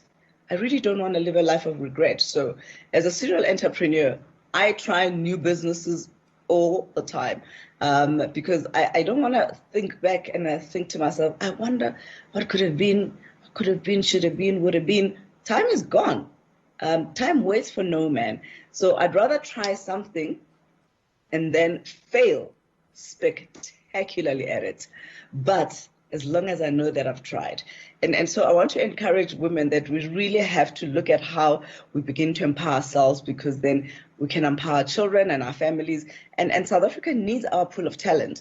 And so it's important that we really step up. When I was the chairman of the Business Women's Association of South Africa, we do a census every year. We're currently working on our census for 2020.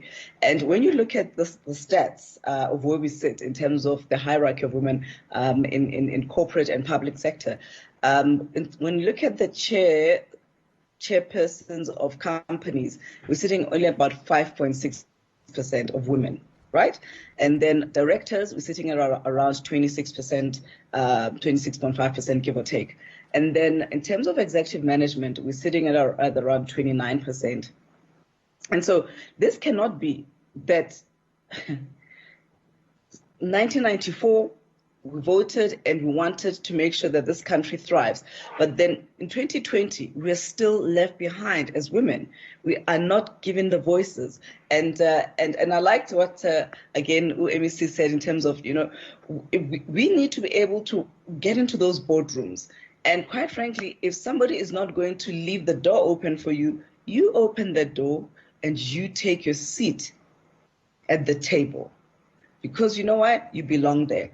You have the same education with your counterpart, who, by the way, Ubus is probably earning far more than you. So there's also the issue of not only gender parity, but pay parity. That is something that I'm very, very passionate about. And it's important to take up our seat at the table and lean in. And when you lean in, I love Sheryl Sandberg. She has a Facebook. I got to meet her about 10 odd years ago. She's written this book, Lean In. And she says, as women, we need to lean in, because only when you lean in, you know what's happening around the table. You've got a sense of the room and you can be able to make a contribution. And equally so, when you rise up the corporate ladder, don't kick the ladder down so nobody else can climb after you. Equally so, for me, we are more stronger and more powerful together as women. And that's how we're going to be able to shift the needle such that in our lifetime would have made a tangible difference in terms of what women can do, what women can achieve, but also in eradicating gender-based violence, because it's through economic emancipation that women can be able to relieve themselves, or rather to the word I'm looking for, to leave abusive relationships. And so let's encourage our daughters and indeed our sons to do the right thing, because it starts from the home. A boy child needs to be taught how to respect a woman from the home, and the school system needs to be able to reinforce that in the school environment, and as it is, and then society at large. But the fundamental basis is at home, that boys need to know how to treat women, and so they can be able to also contribute to making this world a better place. And so I wanted to also just reflect a bit on leadership and just on business. I've never been employed. I've always been self-employed. Since the age of 20, I've always just worked for myself. And it was very daring for a 20-year-old at the time to say that I'm going to go out and start my own business. I had just won Miss South Africa in 1994. And 1994, of course, was a critical country in the world. We had a lot of interviews for CNN, BBC, all the world media was looking into South Africa and how this changed, how this rainbow nation, how this Madiba nation was transforming and how it was becoming. And then I started working on television because I got interested in the medium of television. And my partner, Patient Stephen, and I, we have been in partnership for 25 years. And this is a partnership where I've produced shows like Top Billing, Basela, Espresso, Afternoon Express, and the like. Content is my passion. That's what gets me out of bed in the morning. I kick those duvets and I say, great, let's go and create content. Let's go and change the world. Because television is a powerful medium. And if you use it positively, it can really transform lives. And then later on, I got bored and I started a mining company. And we currently mine and export coal. Then I started another company, which was a property company, and that also created hundreds of jobs. And my sister and I, 24 years ago, we started a travel management company, Travel with Flair. And at the time, we had about 800 staff members. And now our business has been hard hit with COVID because the core of our business is travel, it's conferencing, is hotels. And so we really, really are in a very, very difficult space and have to retrench so many people. And that for me really keeps me awake at night. And the reality of what COVID has done is dire. And as I say that, I think of the families that have lost their loved ones due to COVID. My prayers are with you, and those who are battling COVID, my prayers are indeed with you that you pull through. But then COVID has asked us to reinvent, I suppose, to reflect, to reset, to re-engineer, to recalibrate, to re-energize, and perhaps to rest somewhat, because then we can begin to think of new ways of being, of living, of businesses that we need to create. The fourth industrial revolution is here, and it's a fact. And so we need to begin to think outside of the box in terms of even the career choices that our children really choose, because sooner or later, law firms, for example, you will have to, you'll be calling a machine, and the machine is going to tell you press 1 if you're looking for a maintenance lawyer, press 2 if you're looking for a divorce lawyer, press 3, and so it goes. And so we have to be very aware that artificial intelligence is here and here to stay. And so I mean, I was thinking the other day, my mom, may her soul rest in peace. My mom was a teacher by profession, and my dad was a bus driver. And I remember at the end of the month, when she had been paid, we used to go to Edrobin, and then she used to bank with a bank called NBS. And with NBS, then you would have to, get into the bank. And she had a book, that book that they used to write how much money you've got.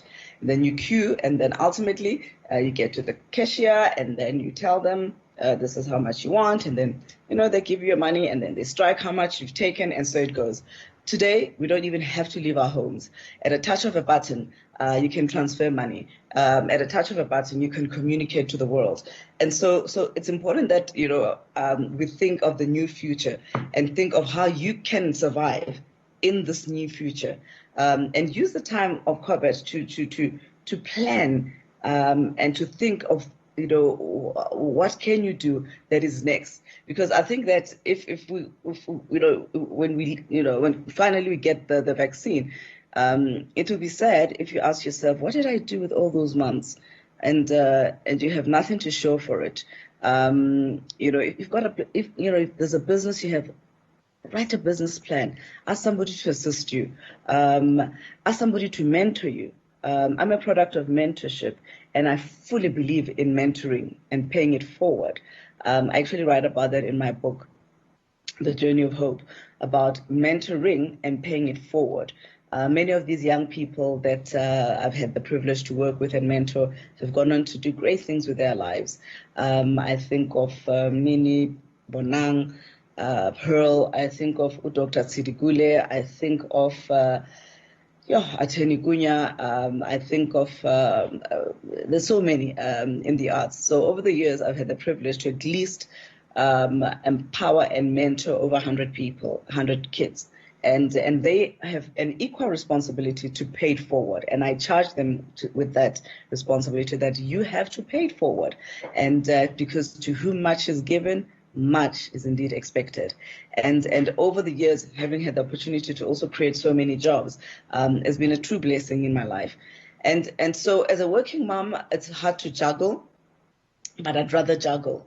There's obviously the reality where you feel guilty as a mom that you didn't quite make it to the recital, or that you didn't, get home on time to put your kids to bed and sing them a lullaby.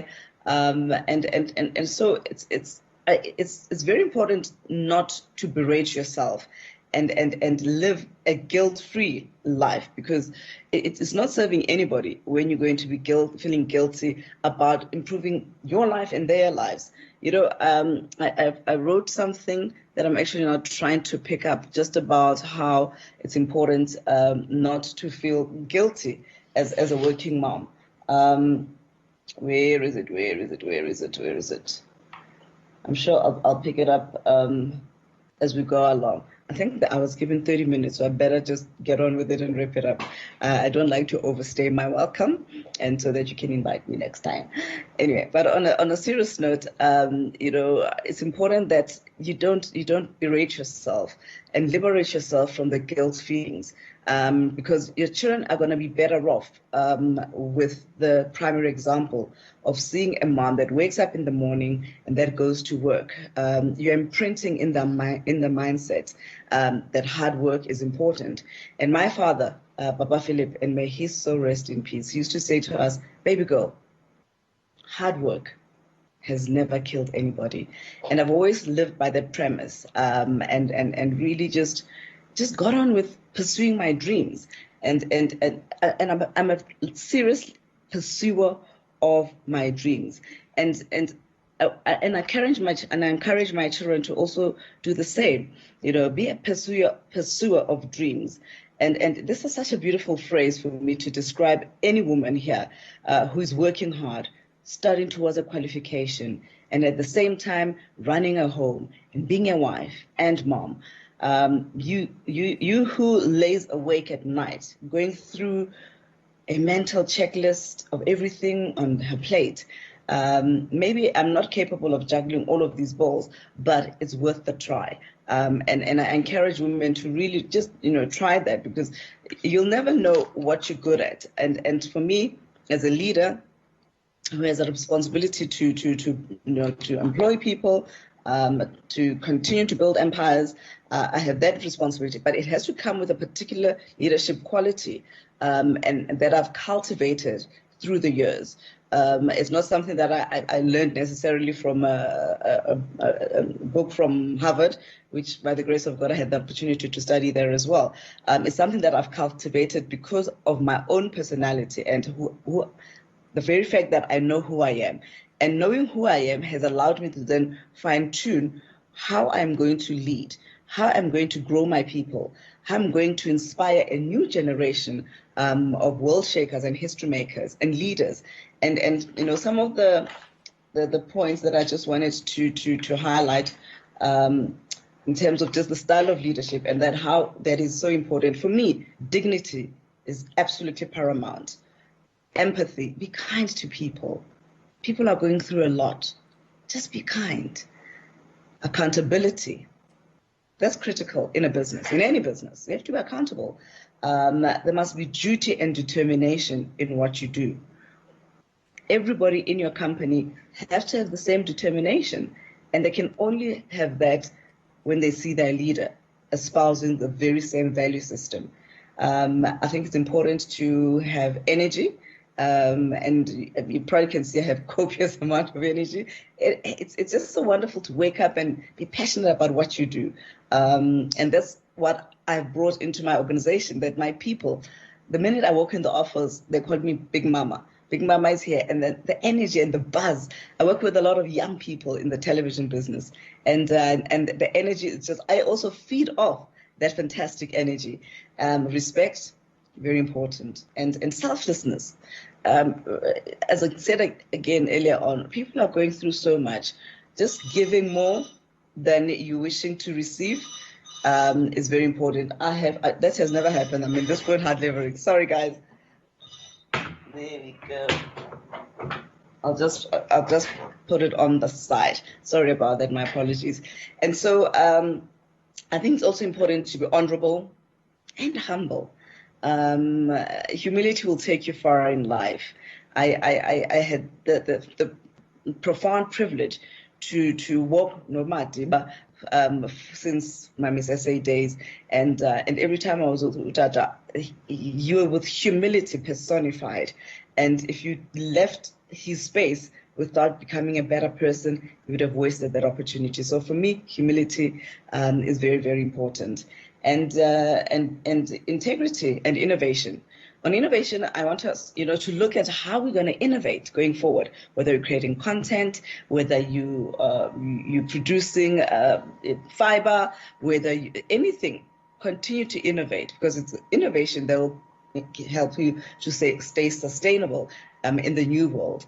And we already are living in the new normal, so we need to continue to innovate, come up with great ideas that will just change and shape the world.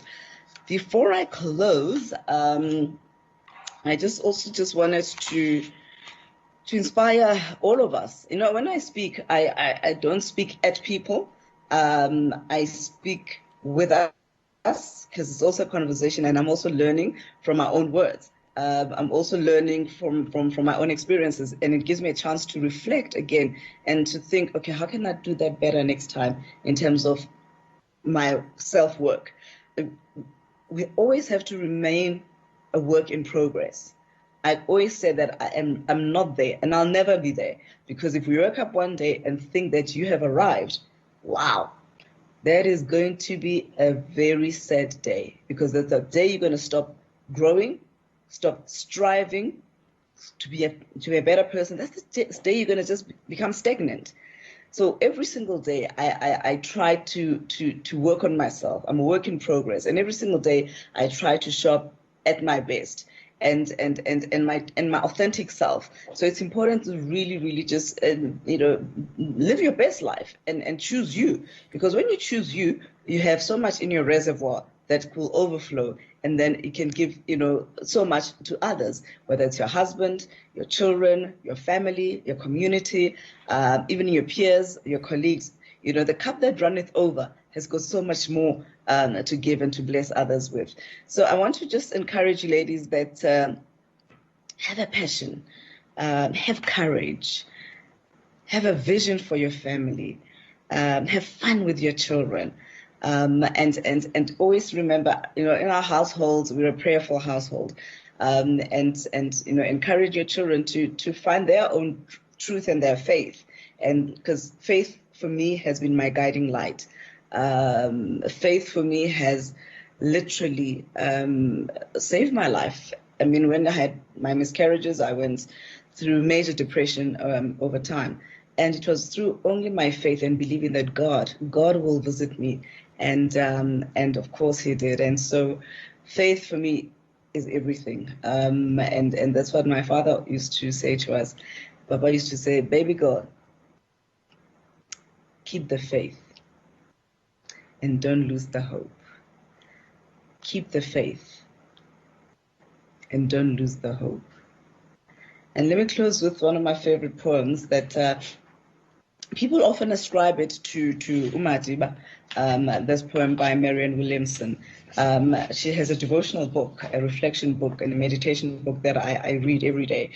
Basically, every day there's a message that she illuminates, and therefore as a message that I take to heart.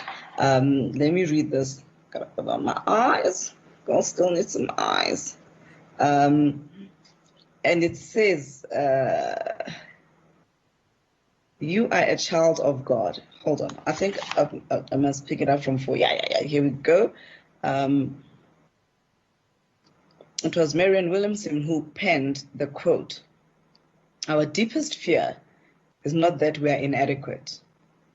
Our deepest fear is that we are powerful beyond measure. It is our light, not our darkness, that most frightens us. We ask ourselves, who am I to be brilliant, gorgeous, talented, and fabulous? Actually, who are you not to be? You are a child of God. Your playing small does not serve the world. There's nothing enlightened about shrinking so other people will not feel insecure around you. We are all meant to shine as children do. We are born to make manifest the glory of God that is within us. It is not just in some of us, it is in everyone. And as we let our own light shine, we are unconsciously giving others permission to do the same. As we liberate from our own fear, our presence automatically liberates others. Ladies, shine your light. The world needs your light. Stand in the light of your own truth. And while you're at it, be fabulous. God bless you. Thank you for having me.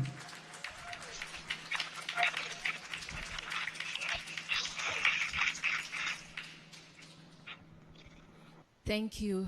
Thank Siyabonga you. kakhulu, Nkosazana Khumalo. Hello. This one liner that I just picked up and it's been ringing in my head, what she said, if you've done your best, then your best is good. I believe most of us are taking that home with us, and not only for us, but for our children, and for our children's children and their children. So it will actually help a lot and add value in our lives. At this point in time, it's lunch. I believe that it's ready.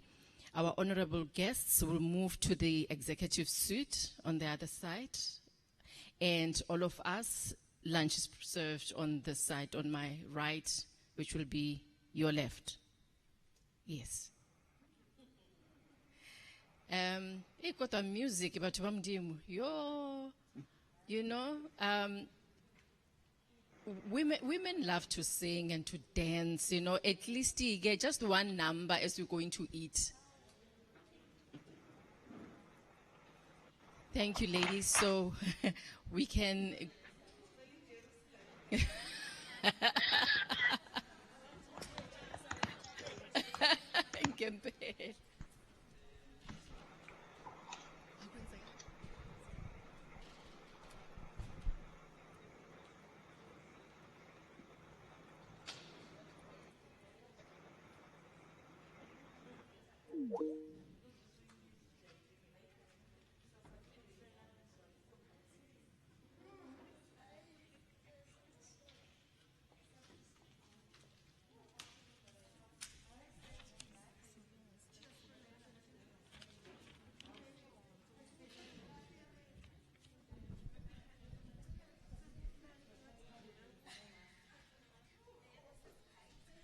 May we all please come back at least at 2:30? Sorry, 2:30, yes.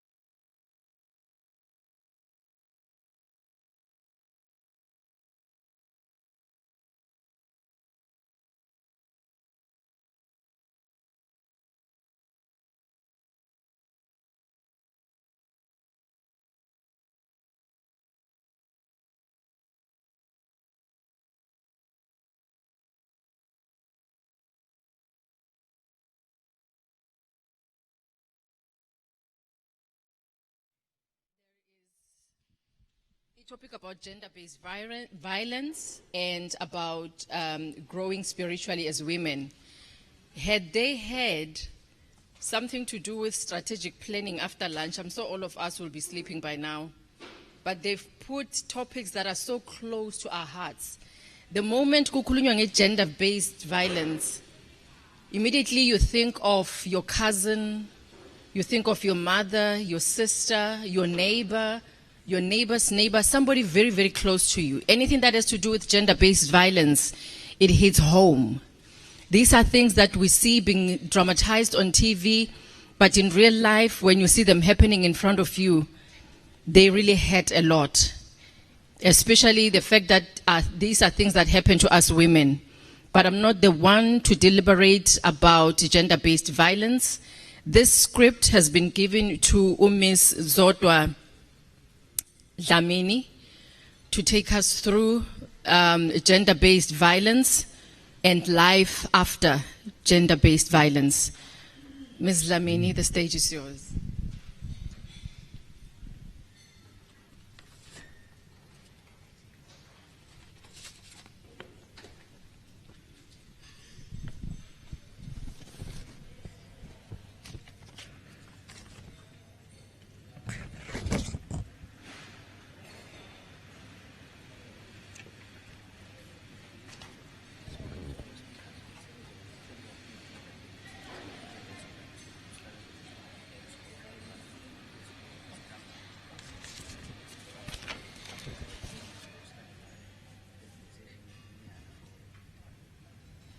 Thank you. Thank you.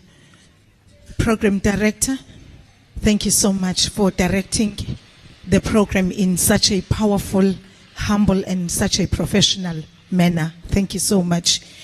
The MEC for Health, Sis Nomakuku, Smelane Zulu. In absentia, I greet you. Our Councillor, Ms. Ntokozo Sibiya, we greet you. We salute you. In fact, the heads of departments that are available here and that are viewing the program online, we want to greet you.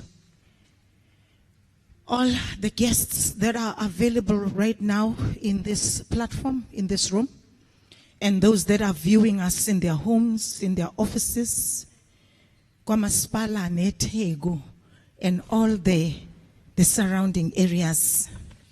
We are aware that some are watching from Gauteng. They are all over the country, even overseas. We've been receiving messages that confirms that people are watching the program. All the guests that are here in this place, the attendees, women in Mbogoto. Viva Mbogoto, viva! Viva Mbogoto, viva! Phezulu nowesifazane namalungelo akhe phezulu. Phansi nokucindezelwa nokushokobezwa nokunukubezwa kwengane nabesifazane phansi. Aye, yeah, pandemic gender-based violence, aye. Aye, sesifikile, aye. Woo!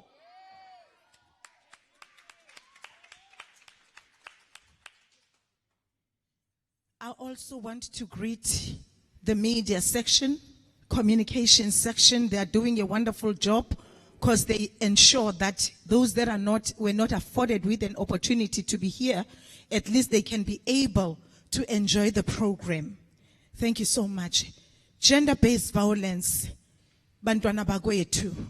Allow me to say gender-based violence, as many others are saying it is a pandemic.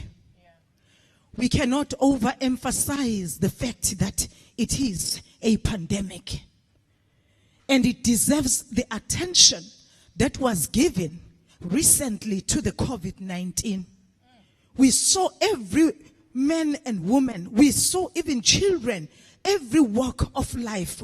They took up arms and ensured that we fight this pandemic and we win. As a result, the country in South Africa is standing at 58% recovery rate.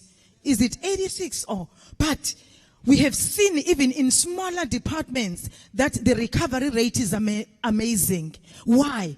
Because we have all as South Africans, we have all as a globe taken it up arms to ensure that we fight this pandemic.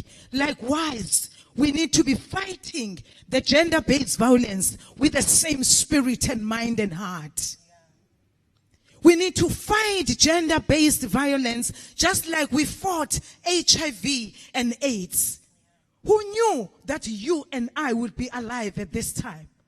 Who could tell that at this time, you and I and our children will be alive at this time? No one knew, but here we are. Why? Because we took it up arms and we ensured that we fight the pandemic, which is HIV and AIDS.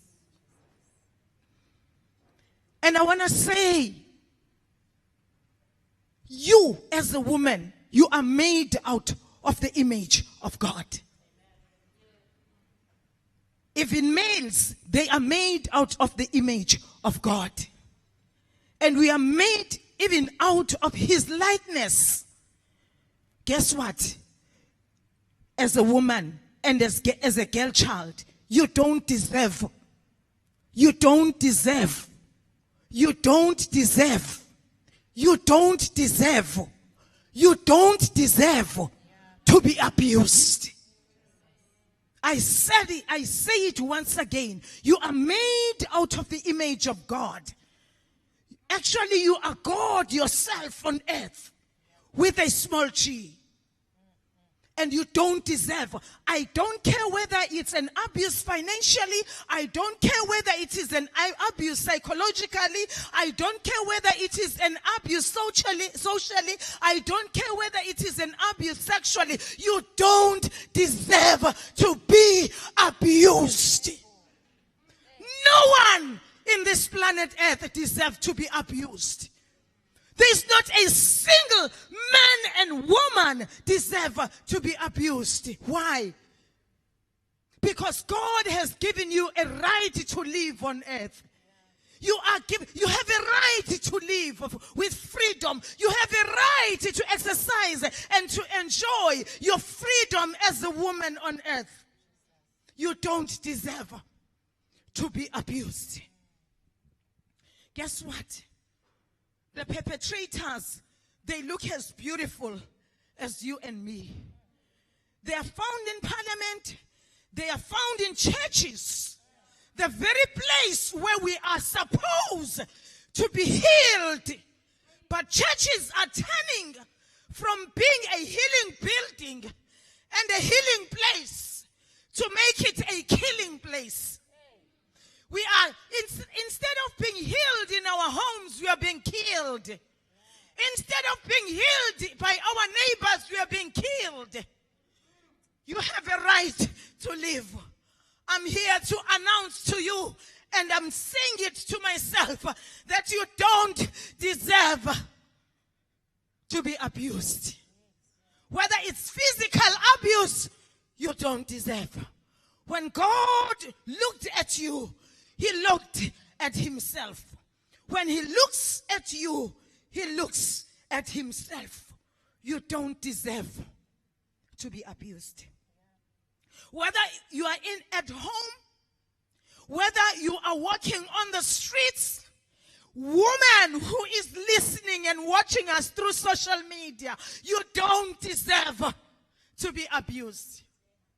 Whether it is in the workplace, whether you meet up with a stranger elsewhere, you don't deserve to be abused.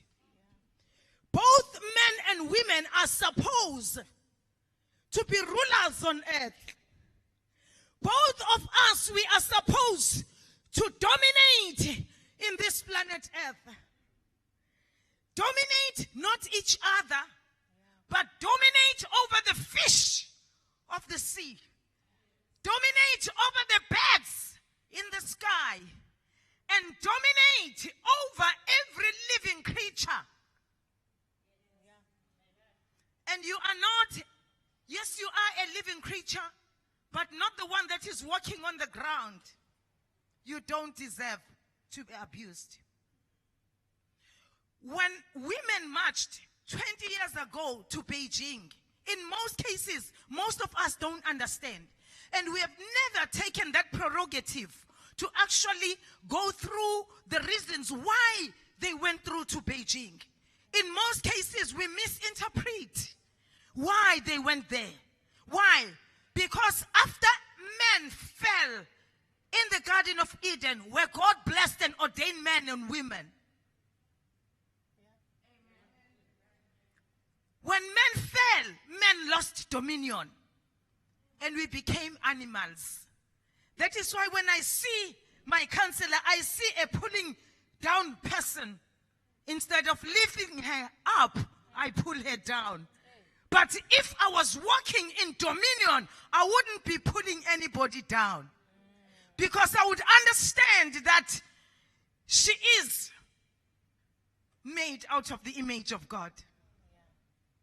When a man sees a woman in the street or at home, a 2-year-old or a granny at home, because this is happening to all women, whether you are poor, whether you are rich, whether you are educated, whether you are uneducated, whether you are young, whether you are old, it happens. It cuts across gender-based violence. Gender-based violence can be immediate and can be reported immediately. And it can be reported later. There are people that are working with scars. We are told, according to the statistics, that 1 out of 9, only one case, out of 9 people that have been sexually abused, only one gets reported. And I am among those that belong to 8. Because mine was never reported. There are reasons why women do not report being abused, especially sexually abused. Even financially abused. There are many reasons. I'm not going to go through those. We need a workshop counselor for that. I need women that are hurting. I need women that are bruised. I need girls that are bruised and abused. Because I've walked the journey and I've survived. You can see me. I survived under many hands of many men.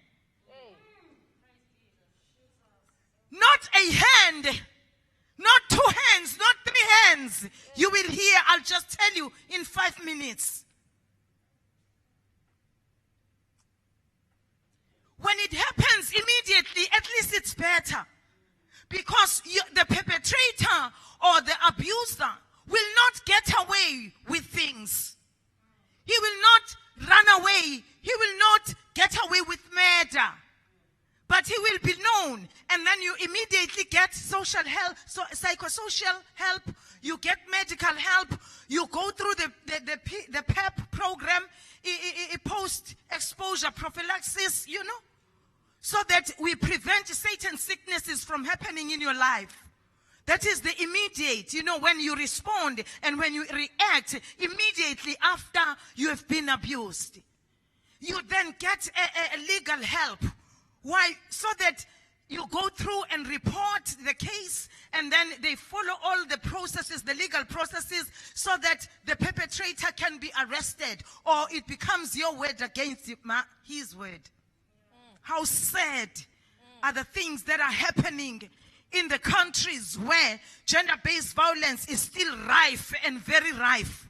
As if you are taking a flower. Some women are being killed. Women are being raped. As if you are going to your garden and just taking and picking up a 5 roses flower. But when the declaration was made by those women who ran, who marched to Beijing, there were a number of reasons. And one of them was to ensure that we alleviate the whole globe, alleviates the sexual violation of the rights of a woman. And we are told that about 189 governments, they bowed under such a declaration. And they committed that they are going to make a change. But up to now, we haven't seen it. When you look from 2001, you see the 42,000. You see 46,000 women have been raped. Up to 2016, we have seen those statistics. We are told about 41 or 42,000 women have been raped. And I am saying, I'm here to announce that even though men are few and women are too many, but it is the few among the few that abuse. What am I saying? I'm saying it is not all men that abuse. There are good men out there. They are wonderful. They are sweet men, just like you heard Tubasetana talking about the husband, the sweetness of her husband. There are men that are good and that do not abuse and rape women. I truly mean it when I say we need a workshop. I am one of those that fall under the later, whereby you begin to talk about what happened in your life later, when there is no evidence. When I went to the police station the other time, oh my goodness, I was just sitting next to the door. I didn't know that the case was going on. They were busy, the judges were busy presiding over the case, and I was left deliberately outside the door in Shawela police station, just next door. And then the officer came and was looking for Zodwa Kagaza. I was Kagaza by then, not married. Zodwa Kagaza, Zodwa, because no one believes a woman if a woman says I've been raped. Nobody believes, even a child, when you say mama, papa, or uncle, or pastor did something that I don't like. What is it, baby? You don't even say baby. You say, hey?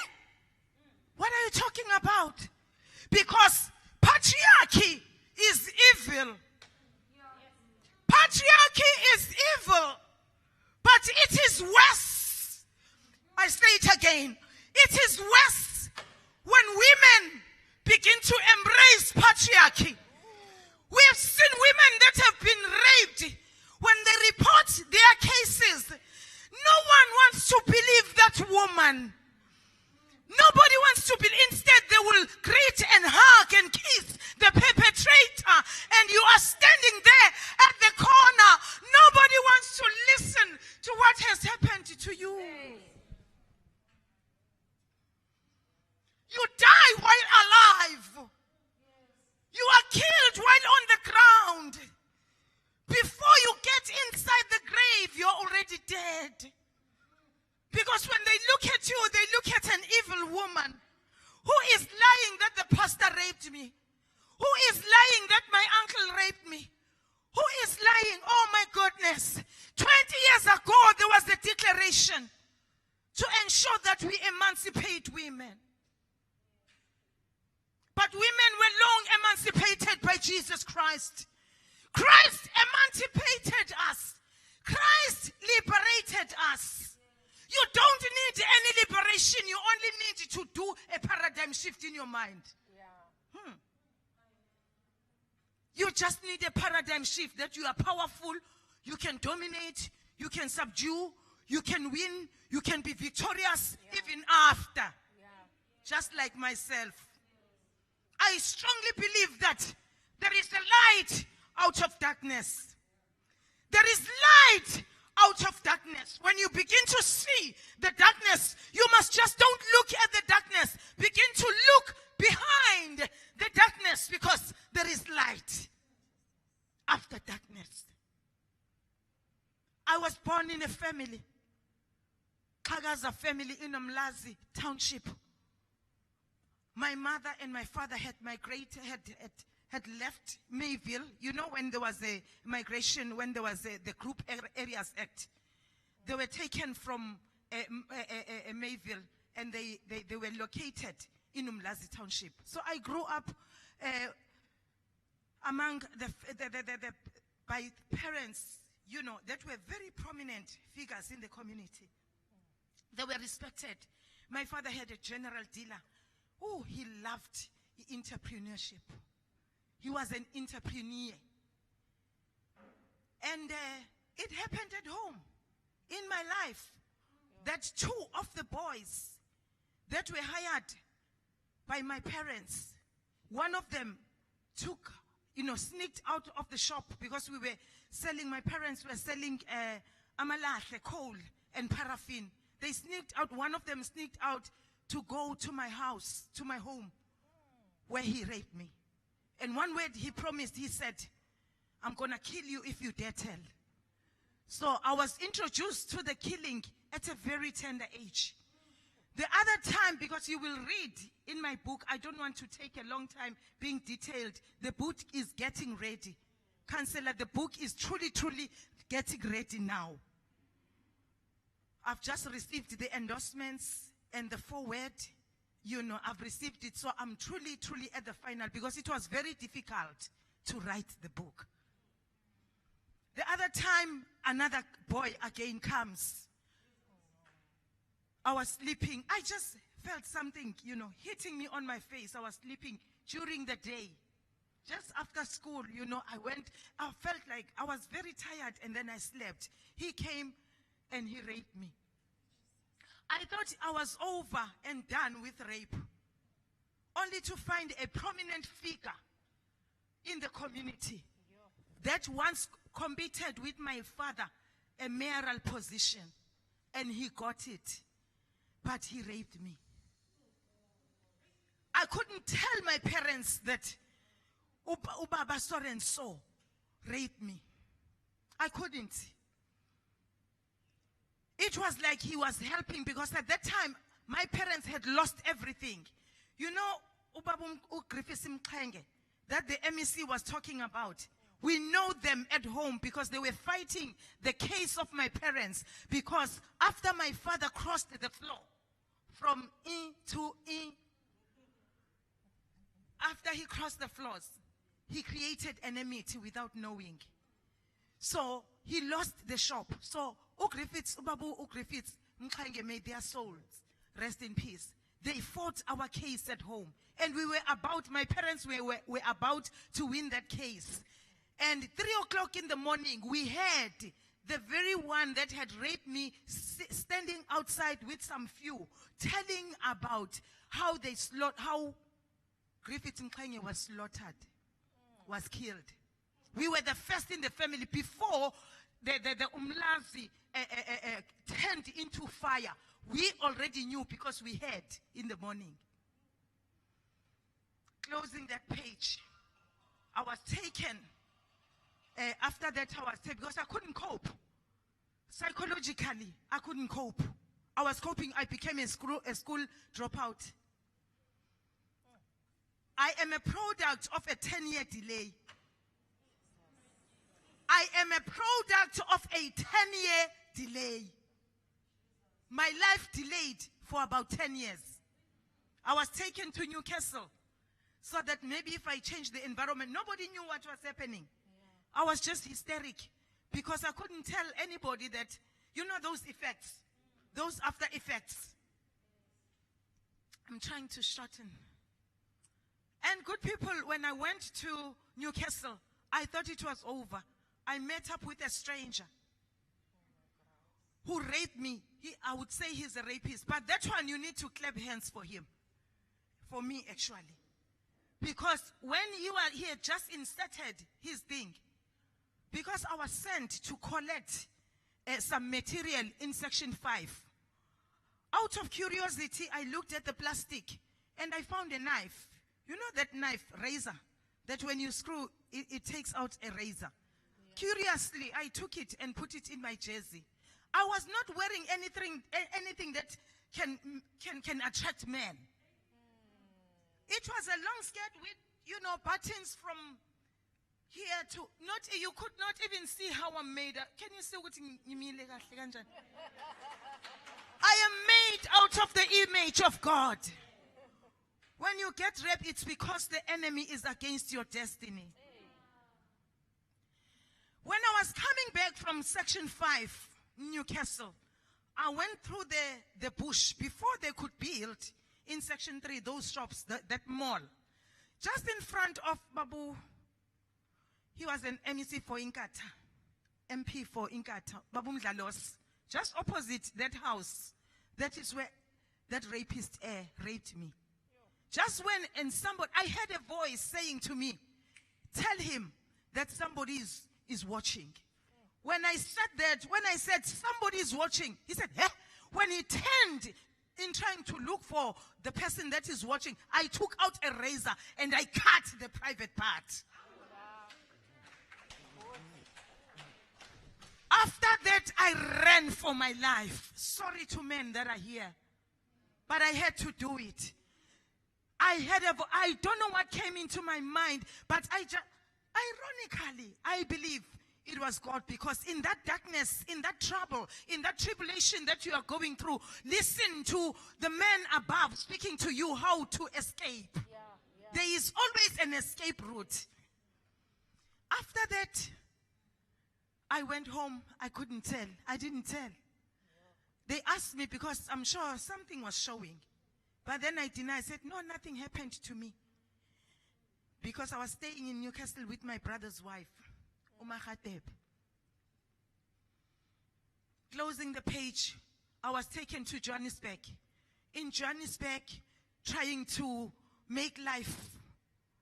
Stayed with my sister, chased away because the family did not want to have her as a makoti and a sister as well. So I had to go and look for another. So we got a very far away, not even an immediate relative. A far away, a distant relative. I stayed there. Guess what? I got kidnapped outside the place where we were staying. Kidnapped for a period of 2 weeks. A father and a son were exchanging my body on different occasions. I'm telling you this not as a victim. I'm sharing this with you not as a victim, but as a victor.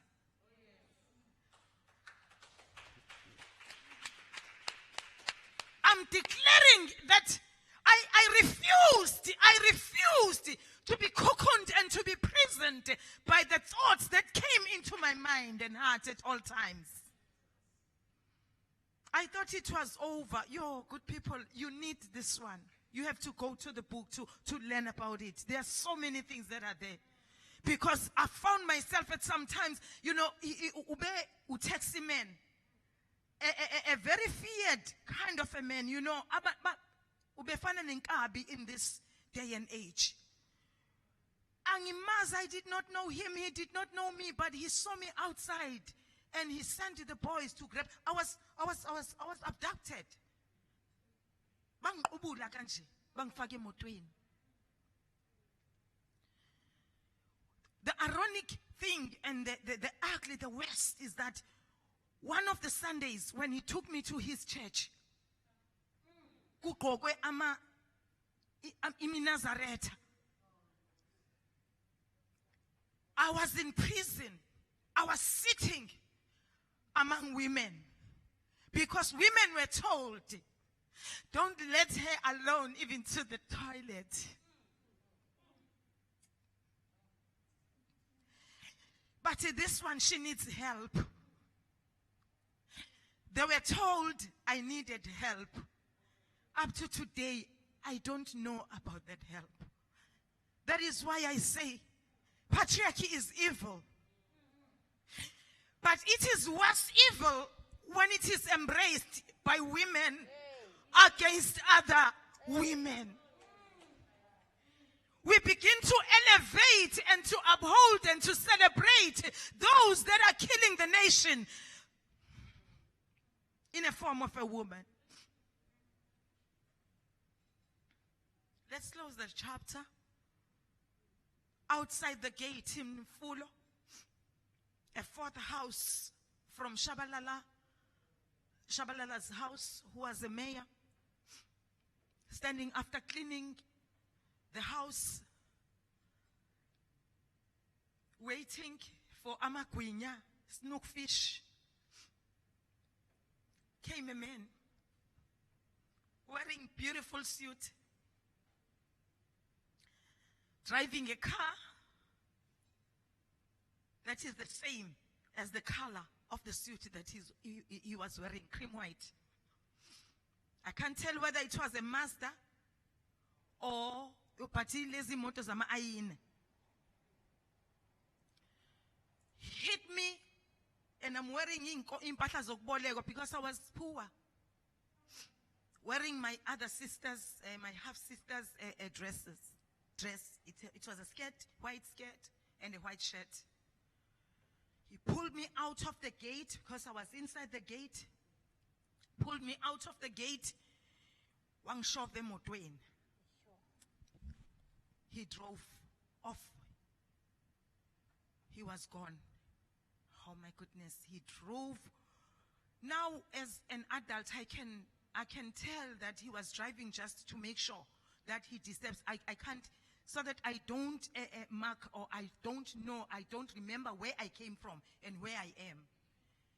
Right into the bushes after maybe 4 or 5 hours of drive, because it was beginning to be a sunset, you know. Bese kuba intambama. And then he took me, or he took his beautiful, I can still see the gun.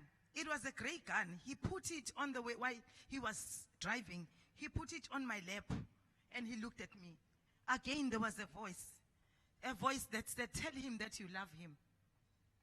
Have you seen a woman in hard times? A woman when he's suffering, but he still say, I love you. When he's being tortured, that's what I said. I said, I would say these words that I was given by a divine person of God from above to say this now, say this. I was saying all these sorts of things until I could see he was getting agitated. After being agitated, I would stop. And then what happened is he opened the car, the driver door, turned around. I was trying to open the door, my passenger door, but it was not opening. At that time, I didn't know about child locker. Now that I'm an adult, I know there was a child locker. And then he managed to open the door. Oh my goodness. He started hitting me with his gun on my head. I do have some spots, but that are fading away. Some scars, I mean. And then he pushed me. He pushed me towards there was a small path. He pushed me inside the bush and he was kicking me, hitting me. When I entered right into where things are happening, I began to see the heads, the bodies of dead women. You know, every time on television, even today, when I am told there is a missing woman or there is a missing person, it resonates with what happened to me every time, because a mind doesn't forget. He pushed me. I started counting. They were wearing green, they were wearing red, they were wearing pink, you know, this bright color. And remember, I was wearing a white. It took me 2 years before I could believe, good people, that I was alive. I used to cut myself because I couldn't believe that I was alive. Guess what? I escaped.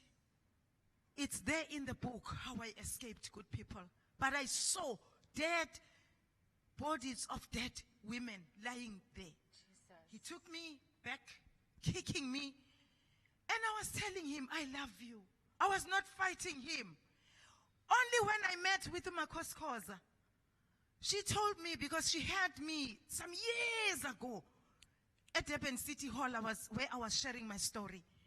Then she took me to her house. She wanted to find out and listen to my story. And she said, Zota, you are holding the answer for the nation.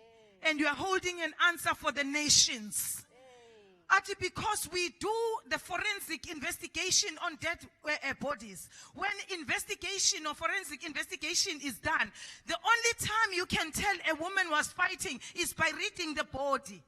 Because when you read the body will tell you a lot.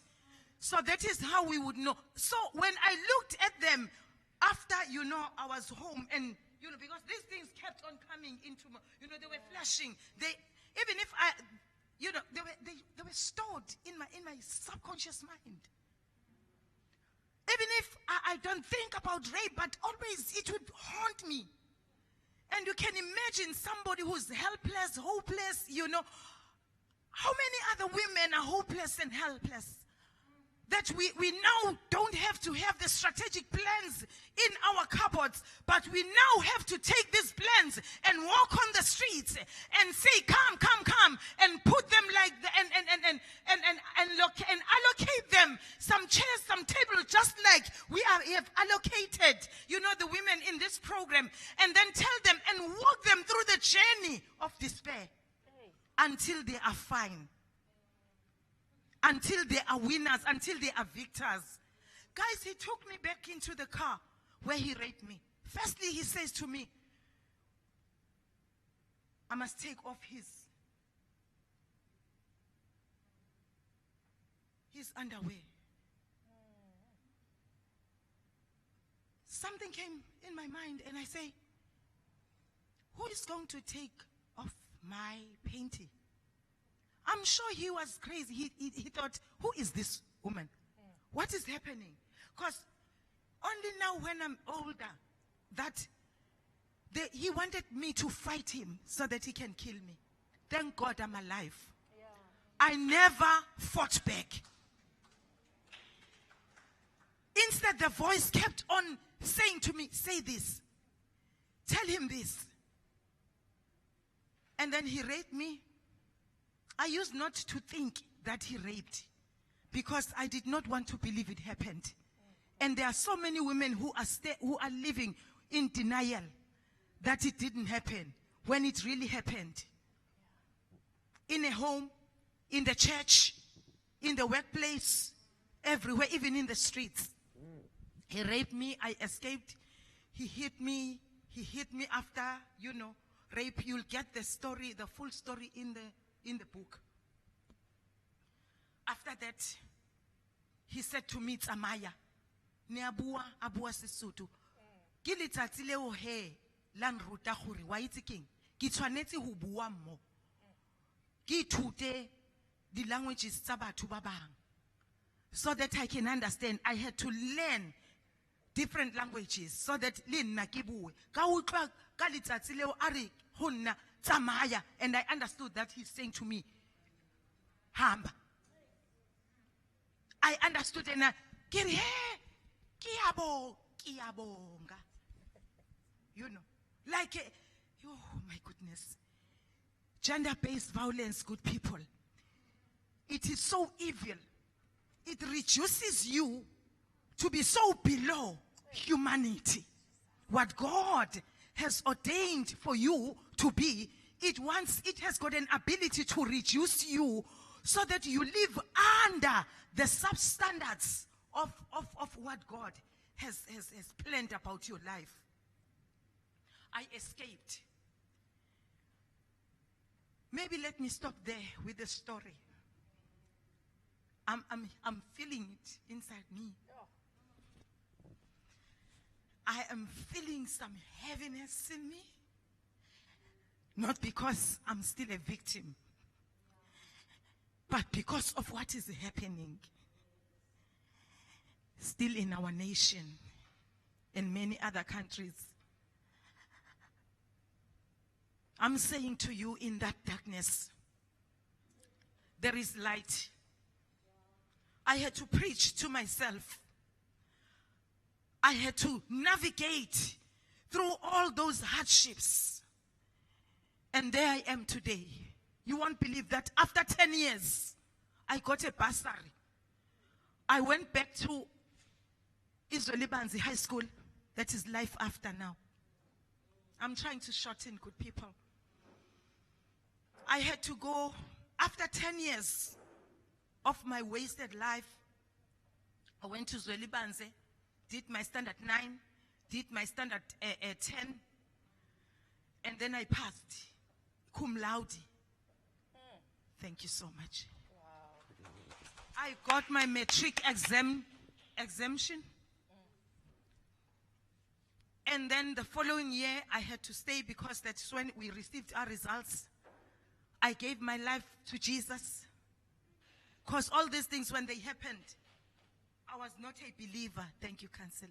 Oh, what an honor. Oh, now we are khalelani. Thank you, ma'am.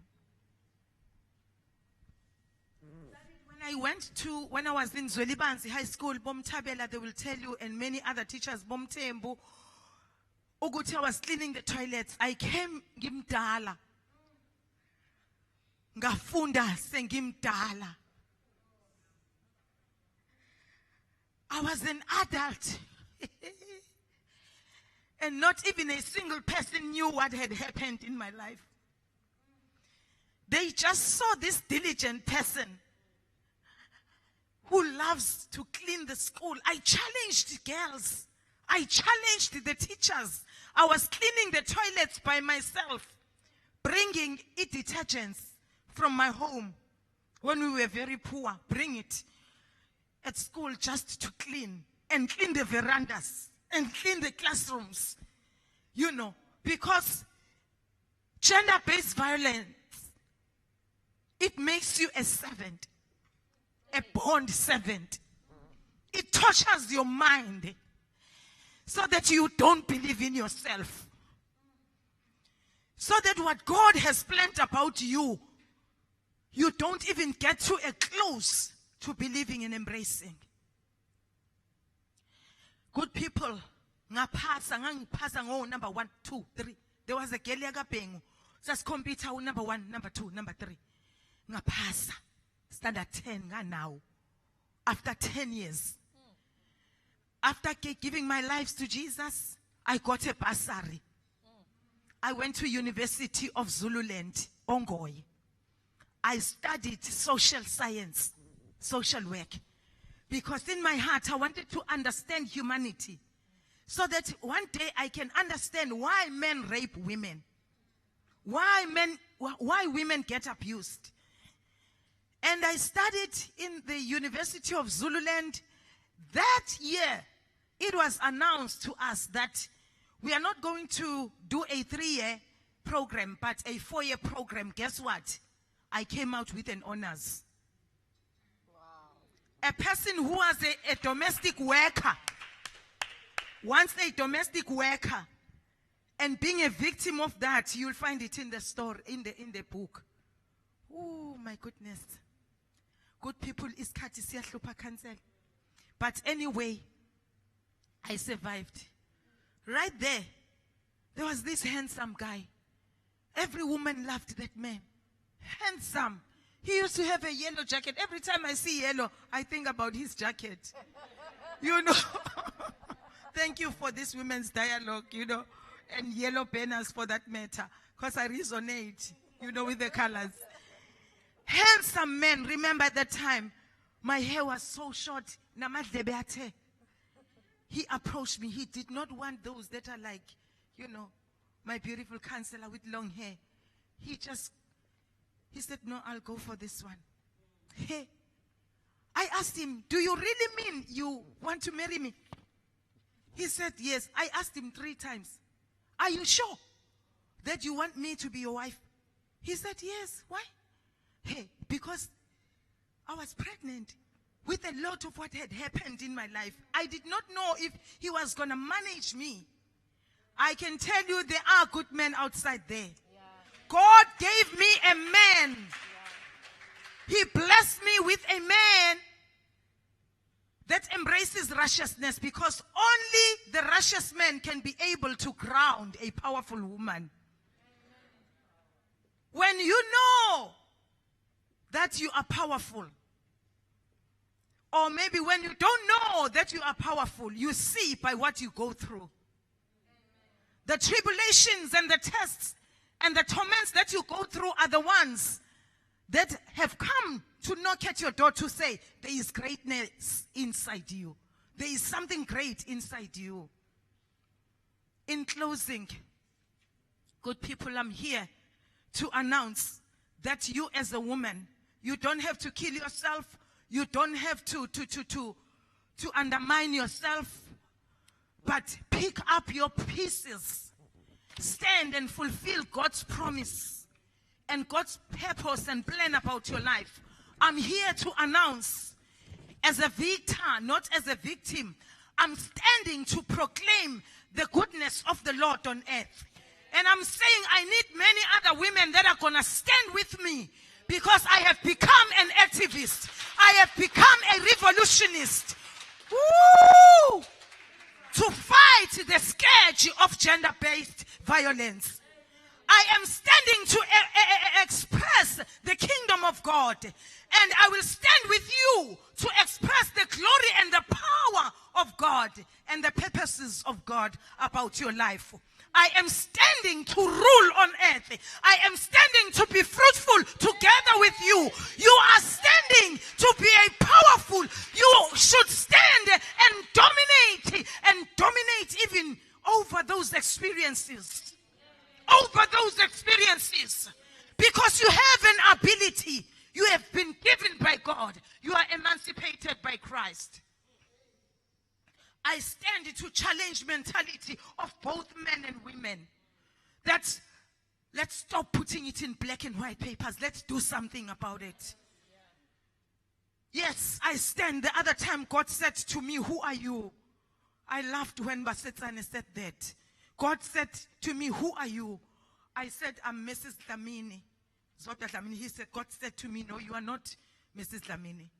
I said, who am I? Then he asked me, I want to know from you, who are you?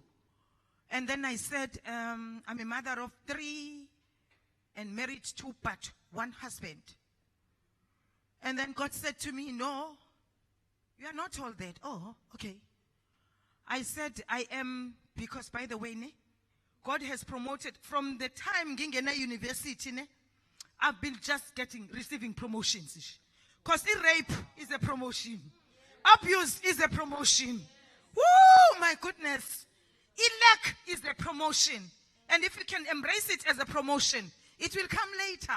Not when you are going through abuse. But later, that's when you witness your promotion. Promoted as an assistant director at Cllr Correctional Services, where I decided to say, no, I want to work in the prison because I want to interview prisoners. Why do they rape? I worked among them. I used to sit among them as a social worker. And then I got promoted as a deputy director and worked in a national office with Ngonde Balfo, the then minister, Ngonde Balfo. I was there. And then I was poached by ESCOM. I became a human resource manager in Bloemfontein after being a deputy director in Pretoria, because our head office as correctional services was there. And then I had to go now and stay in Bloemfontein as now a human resource manager, giving young kids bursary as engineers, as technicians. Woo! Sometimes I would think and say, my goodness, is it me that was raped, that was beaten until left as if I'm dead? You, good people, I wouldn't be. Sometimes I would pinch myself and say, is it you? And everything would say to me, yes, it's you. Because I'm alive. Now, I'm a middle manager. Hey, you are a middle manager is somebody who's managing managers. Wow. You understand? A person that has been raped. So I'm saying, don't lose hope. Don't despair. There is light in that darkness. And the God that we believe in is a God who takes out light in the darkness. So God says to me, no, I'm a middle manager in ESCOM, human resource middle manager. He says, no, you are not. Then I said, well, who am I? He says, yes, I'm going to tell you. Look at your Facebook. I started looking at the Facebook from the day I opened the account. I looked. And then immediately when I scrolled up to that day, and then God said to me, this is who you are. Yeah. And the words were written deep in my spirit. You are the lifter of people's heads. Yeah. You are the lifter of people's heads. So every time I go, I can sense in my spirit that somebody's head is down and I lift the head. Every time, and I'm here to lift the head. I'm here to fulfill the purpose, to say, don't die alone as a woman. And don't think that thing is there to you forever. It's not a permanent situation. It's not a permanent situation. It has not come to kill you, but it has come to promote you. I'm here to challenge men and women. I say together we can win the battle. We can win gender-based violence as a pandemic. I'm challenging all sectors, business sectors, churches in particular, because there are three things that I thought about for a church. A church needs to prevent gender-based violence by means of the programs, by means of a paradigm shift, using the word of God, because the word of God is power. They need the church. It needs to intervene. Then we need to heal. To heal, not to kill. You know? Business sector, parastatals, I'm challenging all of you. And I'm saying, you are very important. Your importance was witnessed and was realized when Jesus died. The one who came to emancipate you and I and all men. He got emancipated, good people. But guess who was there? It was females. Who were people that were around him? Who were people that were first to go to the tomb? It was a woman. Mary Magdalene. Mary, the mother of Jesus. Guess who preached after Jesus rose? It was a woman, because Jesus said to this woman, go to them, the apostles that had ran away. Men ran away. He said, go and tell them that I have risen. Go and tell them that I have risen. So he has risen for you. He has risen with you. Even if physically you did not experience it, but spiritually you have. He has risen with you. You are long emancipated. What we do when 20 years ago women marched to Beijing, they were just, doing for the soul and for humanity to understand that we are tired and enough is enough. Otherwise, your emancipation has to start in the man. God bless you. Thank you so much. Thank you. Thank you, Mam Zodwa. Father, we give you the praise. Lord, we give you the glory. Father, we give you the honor and the adoration. Lord, I speak covering and protection over Mam Zodwa right now. In the name of Jesus Christ of Nazareth. Father, you have given us authority on this world, on this earth. Therefore, Mdimo Paming, we shall be dominant in Jesus' mighty name. Lord, you said in your word that you have given angels charge over us, to keep us in our ways. They will bear us up with their hands, lest we dash our feet on stone. Lord, I thank you for the continuous protection that you show over your children. Father God, I thank you for her ministry. It hasn't started, Lord, and it is going far. Father, we thank you. Amen. Thank you. Oh, Lord. Mam Zodwa, you were predestined for such a time as this. And at this time, without any further ado, Mam Bishop, I'm giving you the platform.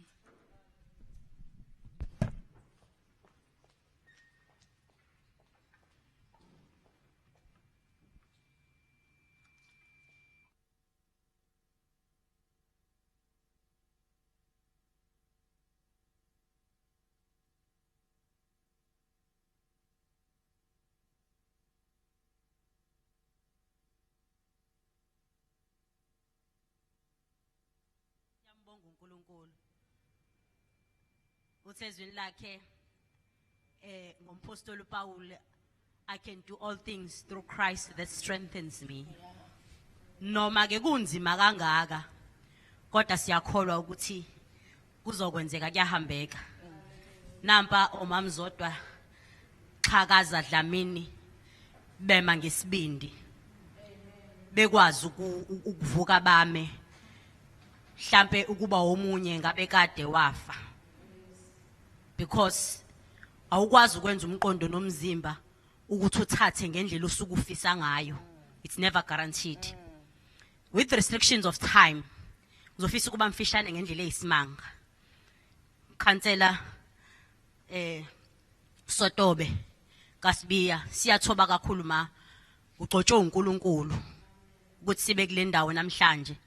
And ngiyakukhulekisa ukuthi uhlale njalo kulomsebenzi. uNkulunkulu aphumelelise indlela yakho. Ube ukukhanya ezweni lonke. Unyukele phambili. Izizwe eziningi zilindele ubuholo omnjengawe. Obukwazi ukuhlanganisa ama dynamite. Obukwazi ukuhlanganisa amabhomu anjenganalawa ndawonye kunyakaza umhlaba. Without limitations ma, I just pray for you ukuthi uNkulunkulu aphumelelise indlela yakho. To the audience ekhona phakathi kwethu ngiyanibingelela ngiyathoba ngiyazi ukuthi there is leadership in their positions. Kunamakhansela abukayo abanye abakhona la phakathi kwethu. Kunobuholi beprovince obukhona. Kade sinayo MEC and siyathoba kakhulu uphansi kwalolo gcobo. Kakhulukazi mina ngoba ngilapha kwi-region ngithoba kakhulu kubuholi ba leadership ukhansela umxolisi his worship umxolisi Khawunda ngokuzivumela nje ukuthi sibe nayo inhlangano njenganale njengabantu besifazane. Program director siyabonga. Ngifisa ukuthi ngithi indawana enginikezwe yona it's spiritual growth. Now it can only take umuntu osizwa uNkulunkulu ukukwazi ukumelana nalensambatheke exoxo uMamdlamini. It will only take umuntu ofinyelele ezingeni lokukhula ngokwelika moya ukukwazi ukumumatha izinto ashawa ngaze emhlabeni. Akusinoma ubani kodwa kusiza ukuba noNkulunkulu, ukuba nomsizo njengobaba uNkulunkulu. Ngifisa ukuthi ngithi Khansela uSithole uma usathi Khansela uSibiya ngiyaxolisa sengisebenze kakhulu noKhansela uSithole. Khansela uSibiya ngifisa ukuthi ngithi uma sikhuluma ngo generation equality sikhuluma ngokulinganiseka kule minyaka kama 2020 ukuthi silinganiseka kanjani nabantu besilisa. Ngiyathanda Mamdlamini ngoba ulivezile ngeke ngize ngisalifunda. Bengithi ngizoqala ngalo nje lelo lizwi ukuthi indaba yethu yokukhula spiritually iqala lapho. Ngoba uzibona sigida ndawonye nje Khansela uSibiya sibiyele emuva sisaba izinto esingazizwanga ngendlela ecorrect masikhuluma ngo spirituality. Uthi uGenesis chapter 1 verse 26 to 28 uNkulunkulu wadala umuntu wamdala ngomfanekiso wakhe ukuba abuse phezulu kwakho konke. Liqhubeka lithi uNkulunkulu wamdala owesilisa nowesifazane. Ayikakenzeki kodwa uNkulunkulu seyayikhuluma. Ngiyakubona ke mase siba excited ukuthi kwaba uAdam uqala kodwa ngalesikhathi uNkulunkulu ekukhuluma kwakukanye kanye. And mawukhuluma ngegeneration equality ukhuluma ngokuthi ama resources kufanele siwathole kanye kanye ngendlela efanayo. Iprotocol kaNkulunkulu ibingahlukanisanga ukuthi iqale ukuthola ubaba ebese umuntu wesifazane ethola imvuthuluka. Sekuyinto nje ezizakhele yona thina sikhuluma ngespiritual growth. Kodwa siyithatha siyibeka kulomhlaba esiphila kuona. Kodwa ngivumeleni bathandekayo. Ngisuke ngakakhuluma mangakasho ukuthi mthandekayo. Mncwele kaThixo. Ngivumeleni ngiqale ngidistinguishe le ngiqualify kahle khona izozwakala kahle. Umuntu uma ukhuluma ngaye umuntu uziqo zintathu. Emunye ngibukeka ngathi ngingedwa ngimunye kodwa mina ngimthathu ngingedwa. Umuntu uziqo zintathu ngoba kunomuntu physical body lo obonakalayo, kube khona umuntu ongumphefumulo lo okhubekayo, lo oshawa depression, lo ozondayo, lo othandayo. Bese kuba khona umuntu umoya lo esithi umoya womuntu uya lapho kade usebenzela khona. Umoya womuntu okuya ngokuthi uluswa yumuphi umoya. Ikhona ke imoya ngeke size sikufunisele lokho. Kodwa kubalekile ukuthi njengabantu besifazane ukuze sikwazi ukusiza umphefumulo wethu ukwazi ukuyalela inyama yethu yenze okufanelekile. Ubudinga ukuthi ube nomoya correct. Okunikeza guidance, leadership counselor, ngikhuluma nama counselor, ngikhuluma nobuholi, ngikhuluma nabantu besifazane in their managerial position. Nawe sisizodwa njengoba umfundisi nje uphinde ube imanager futhi ka Eskom, ngikhuluma nawe futhi abanje ngawe in their chief executive offices. Umuntu wesifazane ukuze akwazi ukwenza abe decisive, enza justful decisions. Ukhuluma ngomuntu wesifazane oluseka ngomoya correct. Sikhuluma nge-spiritual growth. Now we're living in the space whereby atu ukhansela kwi-poster yakhe umesasimema generation equality, which is a mandate that is national, a national mandate elethwe kuthini ukuthi siyalinganisa. And kahle ngathi mangimuzwa kahle upresident wethu we-Women's League uMama Mathabile Dlamini ngimlalele kwamanye ama-seminars ku-Zoom in uthi kahle we are striving for 52% because vele siyi-majority. So lokho kusho ukuthini? Ukusho ukuthi ukuze sikwazi uku-accessa such positions siyamdinga kakhulu uNkulunkulu because siyi-soft target. What makes us to be soft target, it is because of our unique human being esakhiwe ngayo. Iyiphi le unique human being esiyona noma esivela siyona? Umuntu wesifazane unama senses angajwayelekile. Kunele ekuthiwa yi-60 sense, ekuthiwa intuition sense. Le sense eyenza ukuthi udiscerne. Le sense isenza sibe weak in the sense that it is strong on the other side. Isenza sibe namandla kakhulu, but on the other side futhi isenza sibe weak ngokuthi sihleze sicabanga izinto eziningi ngesikhathi esisodwa. Uthi usambonile eqhamuka usheshe udiscerne uthi oh useyajola. Oh ukuthi mawushadile. Usheshe uyibona izinto awudingi nokuthi uzutshelwe. Umuntu wesifazane unale yanto. Now into eyenza sibe weak eyenza ukuthi sigcine sinenkinga ye-gender based violence even amongst each other. Ukuthi we easily get presumptuous. Siya presume ukuthi usibani akangithandi. Usibani akangiphi. Siyahlupheka sinezinto eziningi ezisihluphayo ezinganamsebenzi kahle. How do we get to generation equality? Where we are at par, sifike esikhathini esilinganayo nabantu besilisa. It is only when we are going to reach a level of spiritual maturity, of being grown ups ezintweni zikamoya. Singa acting ngama feelings, ngama emotions, ngama souls ethu. Kodwa si act ngokuyalelwa umoya oyingcwele. Si act ukuyalelwa umoya kaNkulunkulu. Uma ukhuluma nge-generation equality, into ebuhlungu kakhulu esibhekene nayo mamzodwa ukuthi abantwana bethu they feel judged each and every time they report ama-rape cases. Because bazi ukuthi ubefanele ratio yene begqoke kanjani. Hey listen, ukuthi umuntu ugqoke kanjani, it's none of your business. Umuntu kaNkulunkulu sidaliwe sonke kwathiwa asibuse. So therefore we shall have dominion. So we shall have dominion. Akunandaba nanokuthi uzalwe kuliphi ikhaya, uzalwe kusiphi isimo, kodwa sizobusa njengabantu besifazane. Now into esibhekene nayo sithi uma umuntu ehlukene kawu 3, Yini pho ngaso sonke isikhathi sigcina ukuma kumphefumulo. We get excited sigcina senze inqumo ngokuthi awu ama emotions omuntu wesifazane in the boardroom avele abe sobala. How do we level up our game? Hey umuntu wesifazane, we need to up our game spiritually. Ukuze sokwazi ukuthi sithi masingena in our leadership position where we make decisions. Ngoba ngithe kwenye indawo akusafanelekanga manje thina our positions wethu agcine in being a deputy all the time. Sidinga manje abantu besifazana abazoba entrusted in leading the country. In leading in serious, in decisive positions.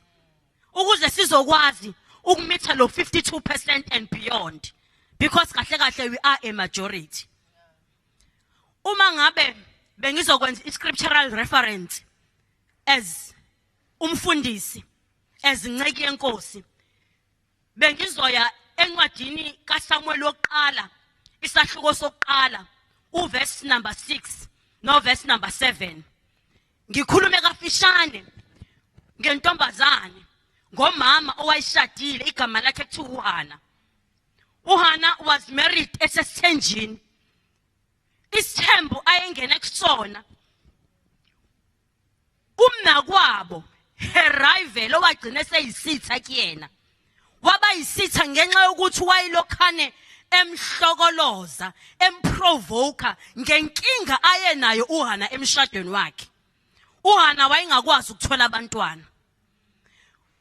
Ebhlukumezeni kwakhe esesithenjini engabathola abantwana, isitha sakhe sathola ithuba.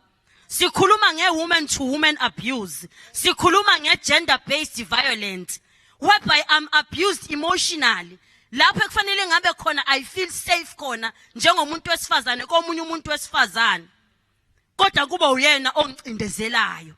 Kodwa kuba uyena othi ungaphumeleli. Uthi uHana lithi lenkosi kuleyo ndawana year after year. uHana waya endlini yokhonza uNkulunkulu. She went into the house of God and he prayed. She prayed. Wakhuleka kwaze kwathi umpriest omkhulu owayekhona ngaleso sikhathi uEli waze wathi ukuthula makube nawe. Isidingo sakho uNkulunkulu ahlangabezane nawe. Now mangibheka lo owesifazane ngike ngayihlupha uma esathi ukhansela uSibiya angikhulume nge-spiritual growth. Ngathi yini umuntu wesifazane emlekha ukuthi mayifika eboardroom noma efika ama-rivals wakhe noma eyifica ebhekene nempi emenza ukuthi angafinyelele ekutheni sibone thina i-spiritual growth. Ngathi it's lacking of knowing the fruits of the spirit. Umuntu okhulile simbona ngey'thelo zikamoya. Iy'thelo zikamoya esitholakala encwadini kaGalatians chapter 5 uverse number 22. Esithi umuntu nje uma eney'thelo zikamoya uba nothando, uba nokuthula, uba nejoy, uba kind, uba nerespect. She is forgiving. Umuntu okhulile spiritually ozokwazi ukuthi angene boardroom and make sound decisions without emotions. Akwazi ukuthi abe ne-justice. Athi menza into ibe ne-impact yokushintsha impilo zabantu. Ngabuka ukuthi pho yindaba thina abantu besifazane singafinyeleli kulelo zinga. Ngoba the opposite of ungakhuli spiritually yiyo le esimthola umuntu enenkinga yokuthi abe toxic. Ngoba ulidwe ucontaminated spirit. Akalidwe lo moya engikhuluma ngaye, lo moya okhiqiza izithelo zobungcwele. Ukuthi in my decision as umuntu wesifazane, in my leadership role as a chairperson Cllr Sibiya, am I not being contaminated yini? Imuphi umoya ongilidayo for me to be proven with justice, ngomunye umuntu wesifazane. Not only ngomunye umuntu wesifazane, for every other thing engisuke ngiyenza. Ngathola ukuthi ukungakhuli spiritually kwenza ukuthi umuntu abe ne-hatred, abe bitter. Mamdlamini, izimo oyibeka la kule ndawo ziningi hleze siyilalela izimo ezishiwa abantu. Obonayo ukuthi yazi, it's only God that can bring healing to this soul. It's only God that can help lo muntu wesifazane ayeke njalo ukuthi mayibuka omunye umuntu wesifazane abone opponent yakhe. Ngoba it is because of abuse eyenza ukuthi sigcine sezizondana njalo. Ngoba uthi mohla ngenxa ye-rival oyishiye esithenjini sakho esingasazi thina that we were never part of. Siyithola manje sesiyona la esihlangana nawe thina kuma boardroom. Sizalelwe yinje endlini. Ngoba manje sesiyiyo lento oyishiye lapha kwakho thina esingayazi. But only if you've heard a spiritual growth, you will understand that you live beyond your emotions. Uthephe kwelikamoya kwelikaNkulunkulu izulu. Uthi mandla kaNkulunkulu ngigcwalise ngamandla kamoya oyingcwele. Help me to be able to bear the fruit of the Spirit. Help me to bear love, to bear joy, to bear peace, to bear forgiveness, to bear kindness, to bear meekness, to bear respect of other people. If you can only tap into our spiritual beings, umuntu akaphili nje baholi bami bathandekayo bangcwele bukaThixo. Umuntu akaphili nje aphelele kuphela in the spiritual, in the soul being or in the physical being. Mawuzophila uphelele in your physical being. Uphelele kumphefumulo wakho. Lalela usadinga ukwembathiswa ngamandla kamoya oyingcwele okuthi noma sebekuhlebile, noma sebekuthukile, noma sebekubukele phansi, noma sebekudlwengule 1,000 times, noma usungene kuziphi izimo ezi-unbearable ngendlela eyisimanga, but you remain grounded and you remain strong and say, I can make it because it didn't kill me. Mhlawumbe ungaze ukhubeke ekhansela ubona lo mama wahleze ethwele isigqoko senkehli. This reminds me and helps me to remind other women out there who are always wearing there are invincible crowns that are out there. Each and every one of us sinama crowns ethu esiwagqokile because of our scars that we've went through but survived with the help of the power of God. We would never have made it.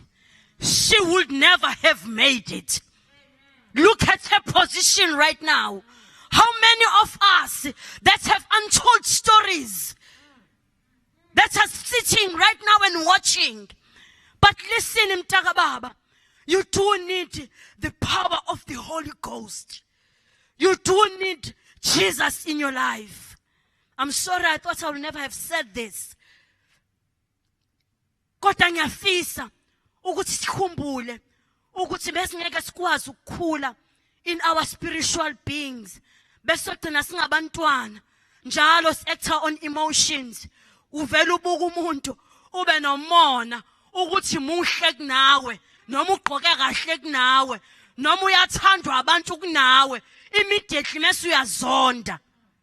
Instead of saying, ngoba uyafika bathandekayo umona, mina ngiyayivuma izono. Yabona nje mangibona ingane ezincane kangaka Ntokozo Sibiya ziyamakhansela zilida umkhandlu weThekwini exco member. Uyafika umona abathandekayo uthi ungabe yimi inkosi. Bese ngiyathandaza ngoba amandla amasenkulunkulu ngithi inkosi mphakamisa inceke yakho. Ngiyazi nami ungibekela okuhle. Bese ngiba ne-spiritual growth.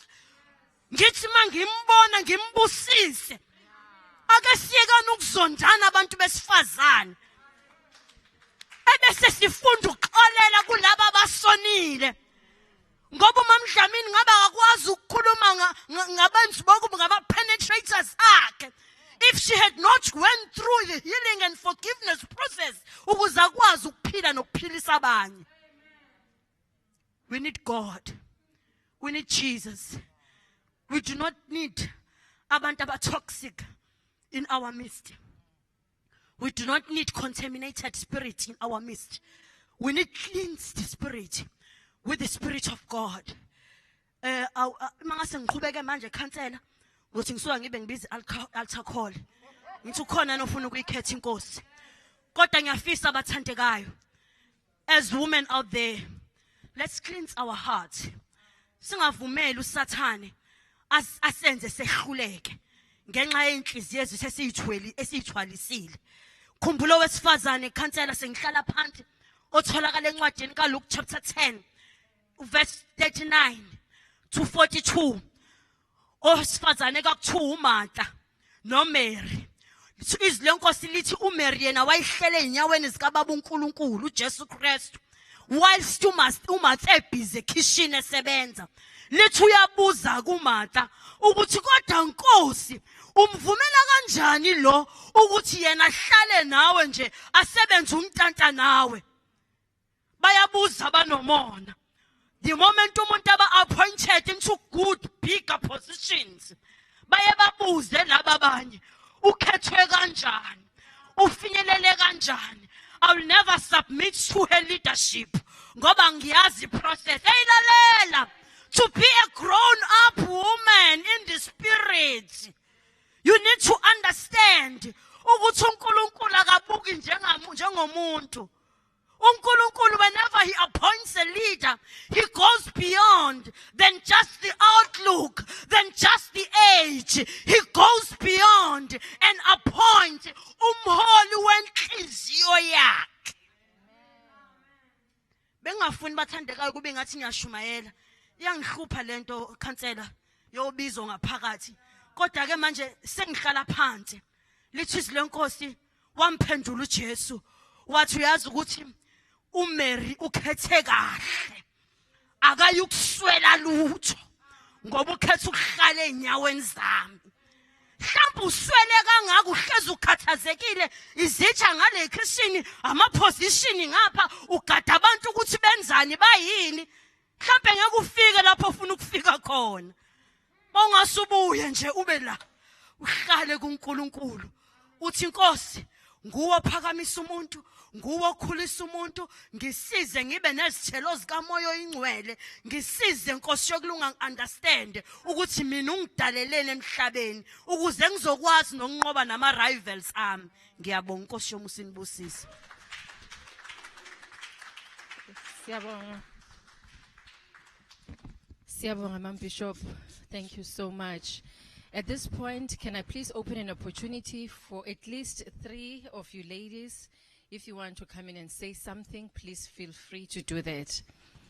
Sicela nje abawu-3 bezela ngaphambili. Anyone? Just to 2 minutes inyana nje, just to say something from what you have heard from the beginning of the seminar.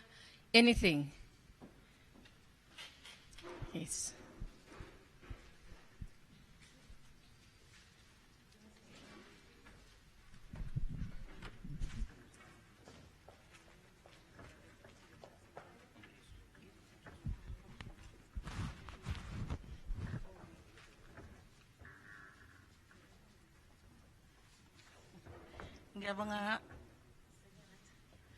Ngiyabonga program director, all the speakers that have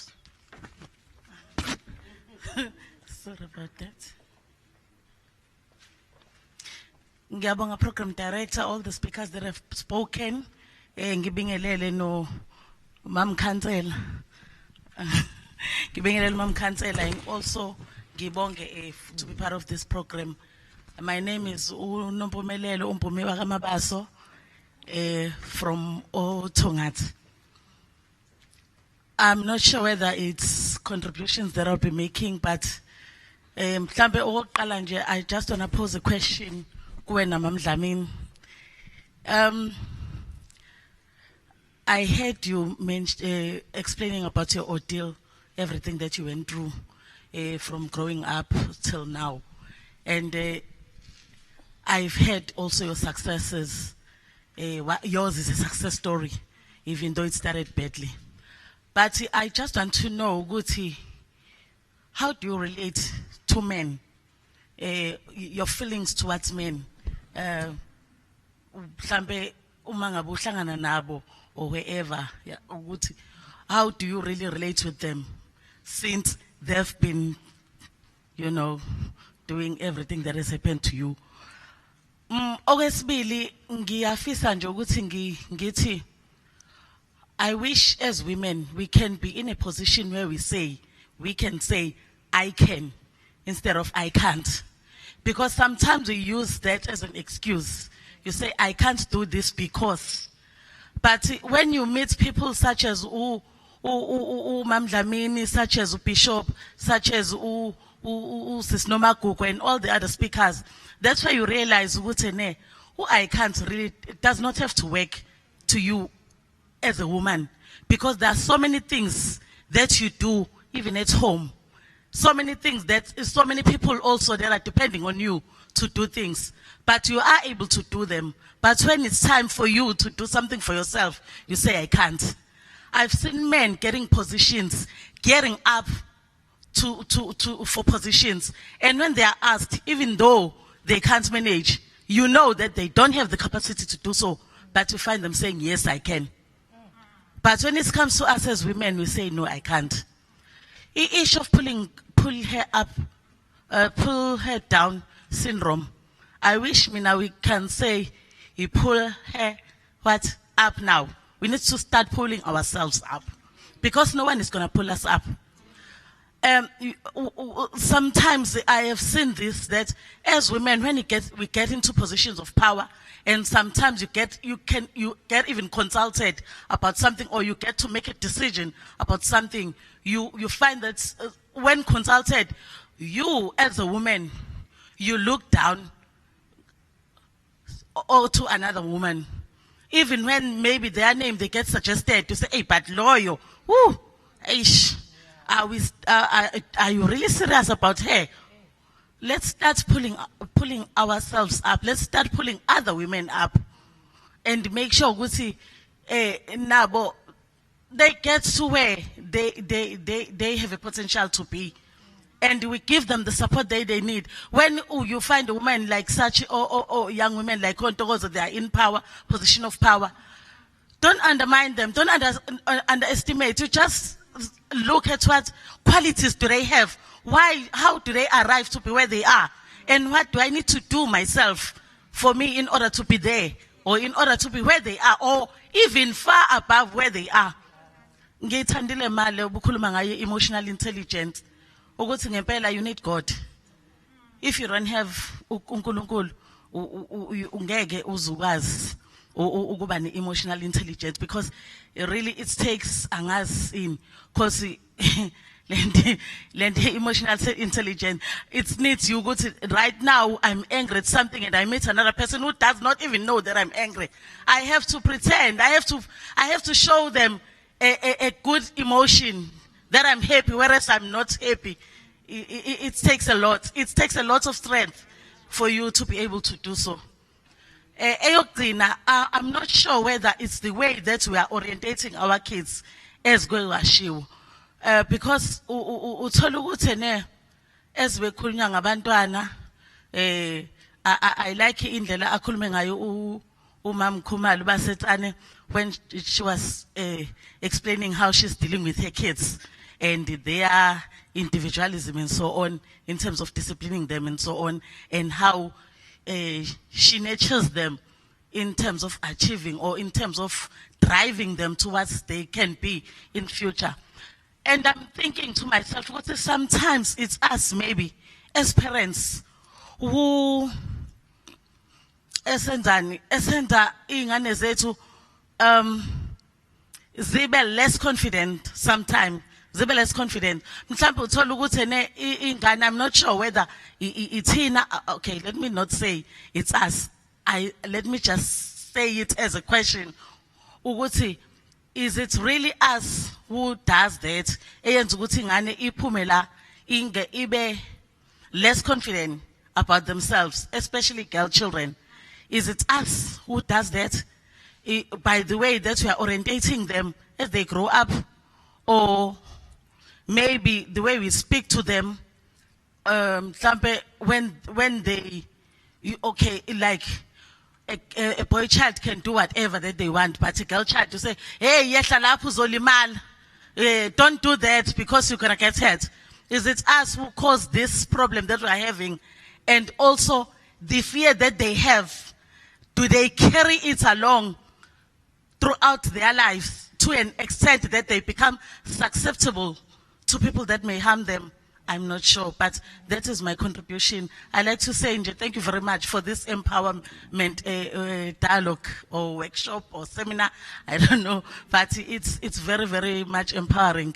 I have a lot to say about it, but because of time, I have to restrict myself. Thanks.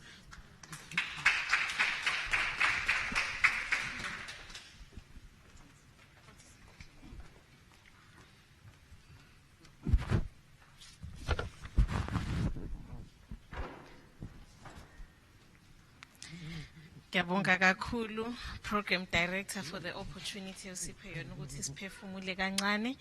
Ngibingelele I leadership ekhona phambi kwethu, the MEC in absentia, uchairperson wethu esimthanda kakhulu we community service.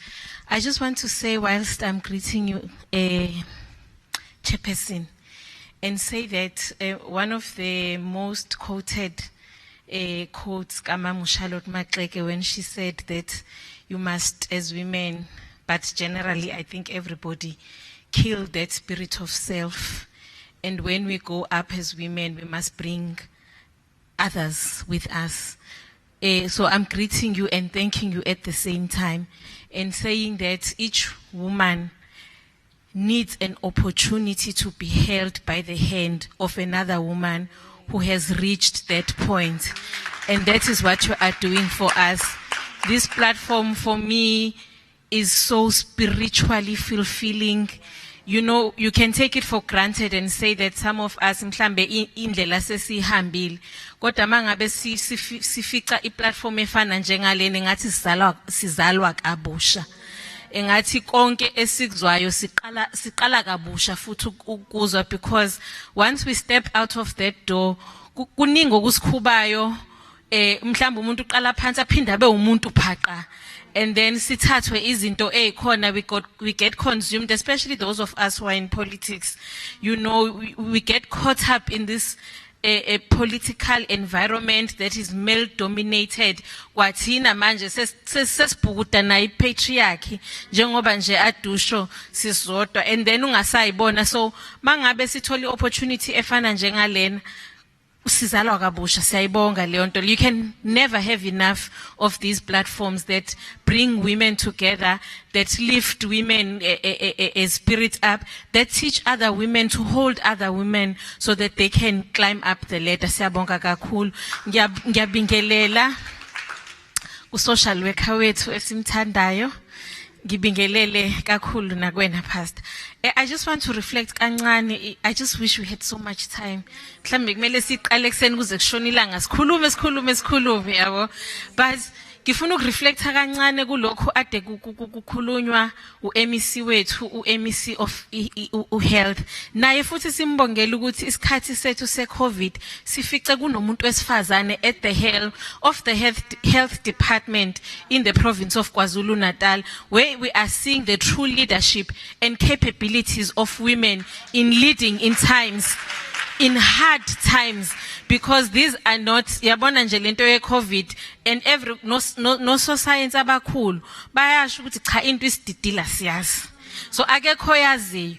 But thina la KwaZulu Natal, we have a female who is steering the ship in the right direction, and we have a good story to tell beyond the issue of COVID-19. So besisho ukuthi in the province of KwaZulu Natal, thina esethu steering together with the premier sasibona umuntu wesifazane estrive. Honorable uNomagugu spoke a lot about the issue of abantu besifazane, and kimina lokho ukuthi we must always, as women, we have a responsibility of telling stories of other women, because men will never tell stories about us. So if Tina, we get an opportunity of speaking in platforms, we have the responsibility of telling other generations of women that have worked before us. She spoke about Mamu Mcenge, she spoke about Mamu Mkhize, and ama admission to program director she looked at building gahleka, which is the truth. We know that there's a building named after her, but less is told about the lives that she has touched of people in the province of KwaZulu Natal, eThekwini to be specific. Yazi ngicabangile ukuthi kuno June 16 esihlezi sikhuluma ngawo, and masikhuluma ngo June 16 South Africa, we talk about Hector Peterson, a man.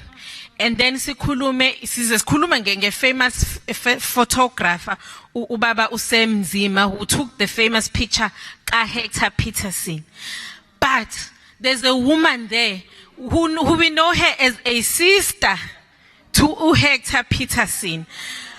But Antoinette Sithole took a decision to participate in the struggle of the young pioneers of 1976.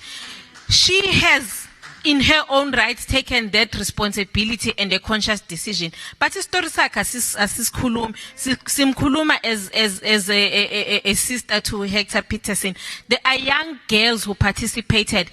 I'm told ukuthi during that time kukhona owaye General Secretary of the South African Student Movement. She was a female, but we don't know her name. Mangase nginbuza ukuthi ubani akekho zomazi, but we know about the men of the young boys of 1976 who participated in those. So for me, kuyi responsibility yethu as abantu besifazane ukuthi Ntokozo mangihambe nawe ngisikhuluma istory sakho mhla ungekho. Mangabe sihambile no honorable or deputy minister ubavelile who is not here today, it is my responsibility, it is your responsibility to tell her story to the coming generation, so that the story of women is never eliminated from the history books of South Africa. That is important for us to do. MEC also spoke about the issue of and it was picked up with speech Sabasetan about the directorships in terms of the board directorships. She even went to the fact ukuthi Department of Health, most of the employees abakhona abantu besifazane siyabazo-nurse because of the sector nani. But with leadership uthola ukuthi isiqoqo samadoda, and mamfundisi ngifuna ukuya nasemasontweni. Mina ngicabangile ukuthi hawo nasemasontweni siyomama sigcwele impela lapha emasontweni, but uzothola ukuthi lapha yaphezulu kwabantu besilisa uzothola nje ukuthi kuumuntu wesilisa yedwa umfundisi, and then the whole congregation is women and we are followers.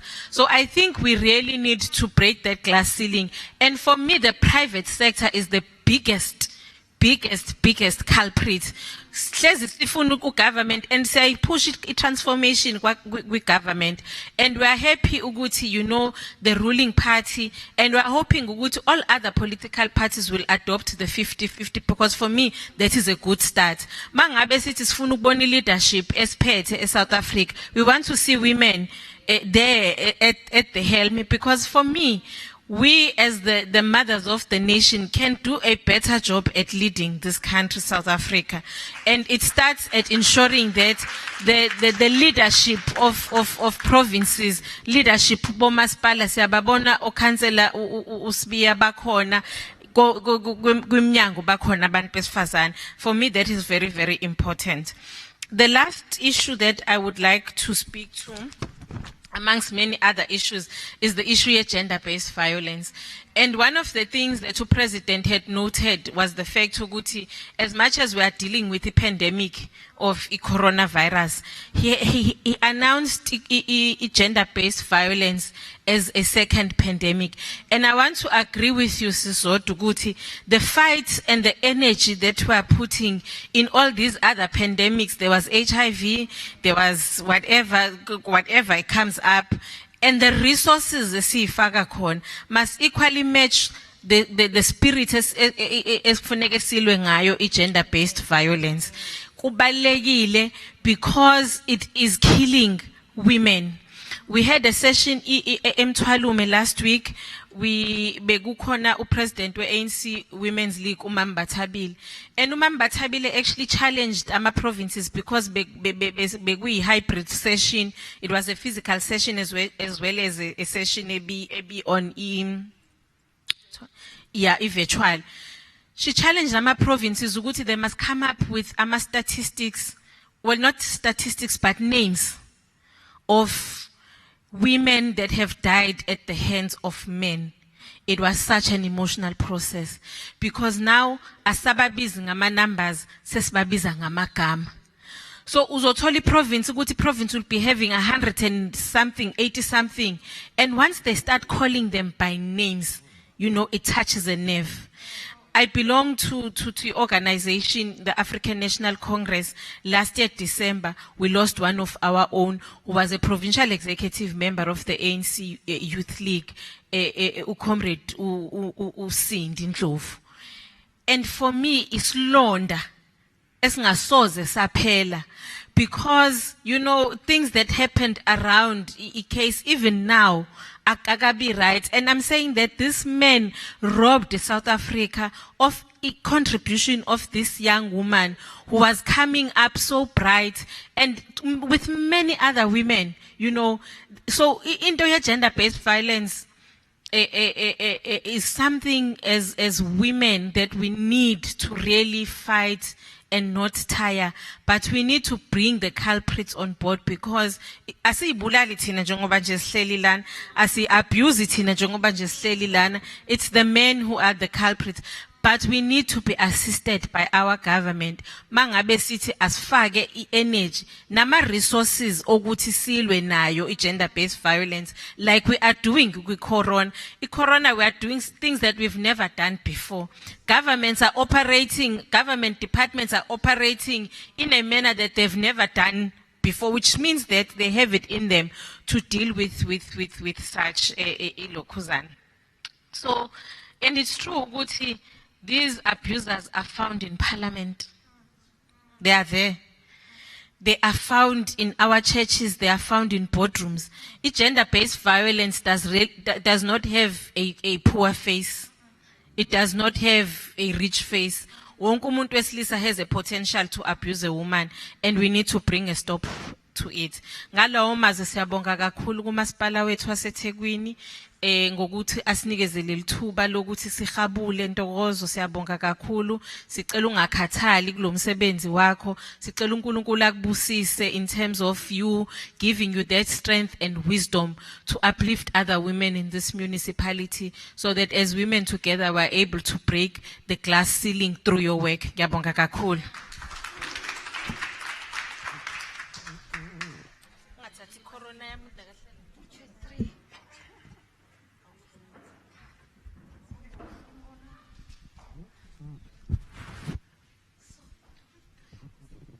Ngiyaxolisa leadership bengakubonanga ngokwemfundiso yokholo uyumthobelo ngasendla. Ngiyabonga, ngibingelele uNtokozo Sibiya, ingane engiyithanda kakhulu, akuyena umngane wami kodwa ngiyamthanda. Ngibonge kakhulu kuyo ongimemile, ngibingelele iqueen ngalana uMamtshali, uMamdlamini, ngiyabonga kubingelela kakhulu, cishe ngathi haleluya. Ngibonga uMama Mkhumalo okhulumile from eGauteng. It's not easy ukuba umuntu wesifazane. Akukho lula ukhulisa izingane. Mam Dlamini ngiyabonga nange experience oyithululile. Engifundile empilweni yami ungabe umholi. Siyayidinga into efana nale Cllr Ntokozo ngiyabonga kakhulu because thina siba ne load kakhulu ngoba sifike sithwala inkinga zomphakathi kanti sineyinkinga zemndeni yethu namakhaya ethu la sizalwa khona. Masuganile ke mama umfundisi mama ubishop khona inkinga ekhona nayo ngiyibiza ngegender based violence. One ngizalwe kwafaku wabusise kumndeni wasekhaya sefanele ngisizo wasemzini ngoba naku ngiyasebenza ngoba sengishadile ngingasize ekhaya. Kube nale language masabantu abamnyama kuthiwe mangisize ekhaya ngithatha into yala ebefaka ukuthi ngivusa umuzi la ngiyisakithi mawukuthi umyeni ungilekelele sengimdlisile. So engifuna ukuthi thina siyomama kuningi esikuthwele ekusiza ukuthi thina sadalwa sa strong. uNkulunkulu wasinika amandla okuma phezulu kwako konke. Kulezi zinto ze rape mawungithinte kakhulu ngiyambonga uNkulunkulu ngawe. Umuntu kwa experience lento ike yenzeke einganeni zakho. Yenzeke lento masuyenzekile abantu abawomakhelwane kube ngathi mawuhamba ngathi bakokozela emhlanje. Kubiza ukuthi fanele ube strong because uyakholwa. But ngiyibuze ukuthi umuntu wesifazane ukhopha kanjani ongakholwa mamtshali. Because la sithola amandla khona where we are wounded. Akekho umuntu okasondele makufika ubunzima athi sisi kuzodlula. Kulungile noba kunje unless uye endlini kaNkulunkulu. But ke kuba shamed masofika endlini kaNkulunkulu ungayitholi support. Uthola ukuthi la uhlukumezeka khona. Kodwa endlini kaNkulunkulu ila ufanele uphile khona. Ngiyayibonga kakhulu mina le hlanganiso yanamhlanje engathi ngaqhubeka. Because even we are the politicians, we are the leaders. Ithina esi-overloaded. Comrade Usindi. Ubheka into zomphakathi bonke abantu bakhala kuwena. And futhi omunyaze akuzonde ngoba uthi omsizanga kanti ubusasiza abanye. Useza kuyena, but ekugcineni fanele nayo esizakele ubheke lakhe side akabheka ukuthi usiza abantu abangakanani. Ngifuna ukuthi Mam Dlamini nginomzukulu omncane. Kuye kubiza ukuthi ngoba abantwana bahlala ngokushiya ngibe ngingabi khona ngibhizi ngizinto zomphakathi ezenkonzo. Ngike ngifisa ukumshintsha ipampasi ngokwami ngimbuke isitho sangasese ukuthi akazathintwe umuntu na. And into engayifunda ukuthi ingane ngingayishiyi nomkhwenyana because end of the day fanele uma umuntu wesifazana umama ungathembi umuntu kwisikhathi samanje because ingane akulula ukuthi isho. Mina into engayenza ke Mam Dlamini sengithola ukuthi ikhona ingane ehlukumezekile ngabopha yonke into enetotolozi kwaze kwaqaqa enkantolo. Because why ingane ayikwazi ukurecognize ukuthi ubani oyenze lento ngoba umuntu uyiqukule ebusuku wayeganga ngaye dining room ngabopha yonke into. Kwaze kwaqaqa emagistrate ngokuhamba kweprocess kwathatha 2 years. Ngangi strong ngithatha into eyodwa ukuthi noma bangangikokozela abantu kodwa egcineni oyena olimele ilomncane. So engifuna ukuthi bomama ngempela mawukuthi le program le team ya le program siyafuna ukuthi yenzeke. Asisupportanini vele ngeke singanyathelana sisalwa ndawonye. Noma besalwa ndawonye khona into engiqinisayo eqhubekeni mangizosebenza. Ngiye ngiyibuza into eyodwa ukuthi ngoba kuxabana abazele umama oyedwa nobaba oyedwa. Manje kwipolitiki la eholini singanganyathelani kanjani? Sizonyathelana but masifunde ukuthethelelana sidlule kuleyo term because kunama seasons.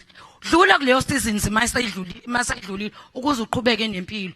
Ngiyayibonga kakhulu le program yanamhlanje engathi sonke la sihola khona singayithola. Siyayidinga into efana nalena ma because abantu ababulalizwe ngifuna ukusho akubona abantu besilisa ba weak.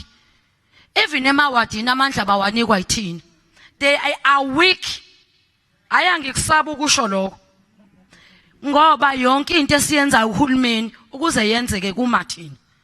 Mawungase uhosha inyawo sonke emabranchini noma kuhulumeni umuntu wesifazana athi sit back izwe lingabheka phansi. But kunento efanele thina sinikeze yona ukuthi kunomama abalwa belwela thina.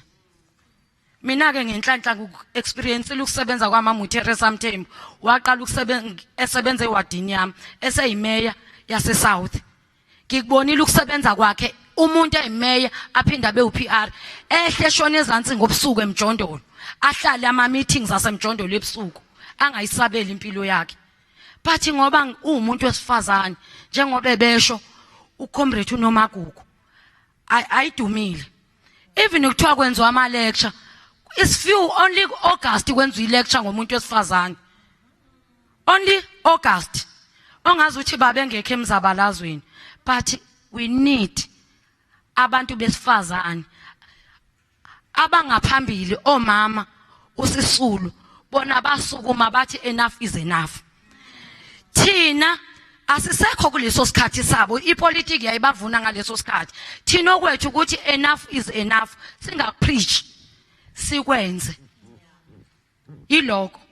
Futhi ke angeke sikwazi ukuthandana kodwa kuphela khona lento enke kuthiwa kwa ANC ucompromise. Angive ngilithande iComrade elicompromiseayo.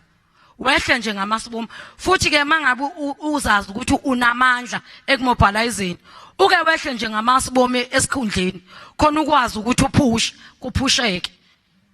Mina ke ngiyakuthanda angaze ngayithatha iposition ephezulu kodwa ngenza sure ukuthi iline up mangiyikhandile izophumelela.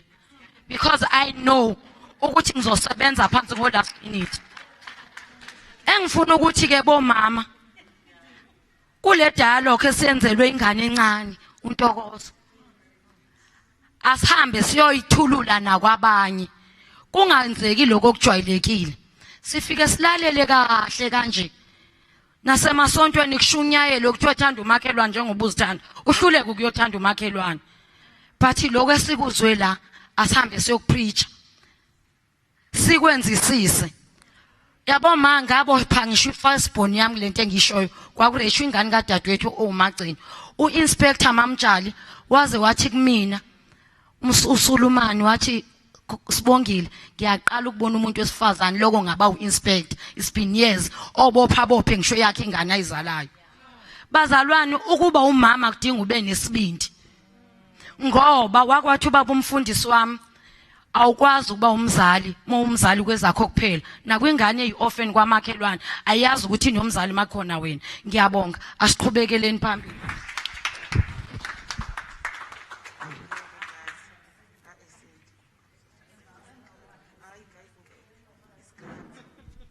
Sanibonani.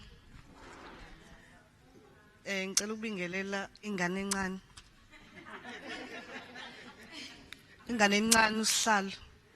Umamjali mfundisi Mamdlamini siyabonga our program director sibonga kakhulu honorable MP Fikile Masiko REC members leadership of the Women's League Deputy Mayor Kati. I'm not going to waste time. Just two things. For me, I think we must change the name gender-based violence. Sibize ngokuyikho. Violence perpetuated by men against women. If singayiyeka lento kuyifihla because masiloko sithi gender-based asiyizwa. It's violence perpetuated by men against women. Lengi sithathe ku Honorable Sibidla Saphetha in one of the programs that we held. Siyeke ukuyibiza nge-gender-based violence. So ibiza nge-gender-based violence mangabe abantu besifazane mhlambe nabo sebeqalile ukuhlukumeza abantu besilisa. Asisho ukuthi akwenzeki, but currently it's young girls who are being killed, it's women that are being killed, it's our grandmothers who are being killed. Therefore asibize ngento eyiyo ukubulawa kwabantu besifazane bebulawa amadoda. Two, sibonge kakhulu ngane encane. Because men have support systems. You go all over town, even like eThekwini, you have ama golf clubs. You have different types of clubs for men, but we don't have clubs for women. So ngane encane in your gender office, siyacela siyabonga and siyacela usigcineleni uMama Dlamini umlando. I do believe ukuthi as women we are broken.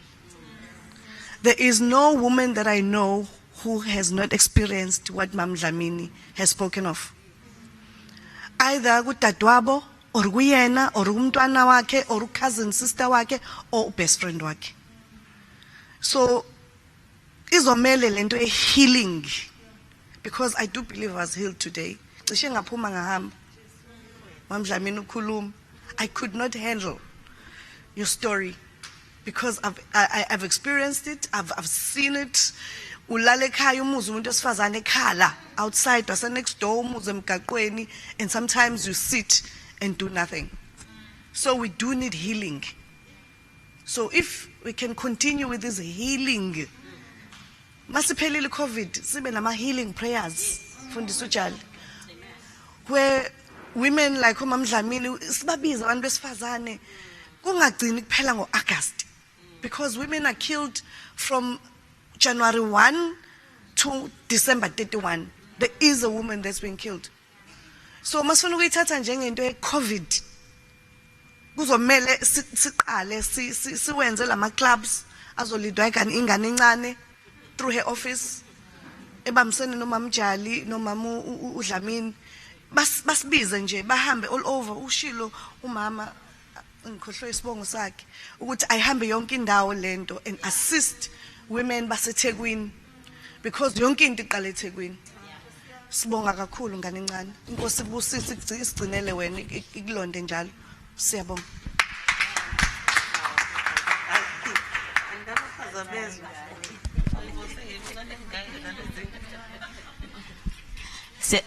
Siyabonga kakhulu mntwana.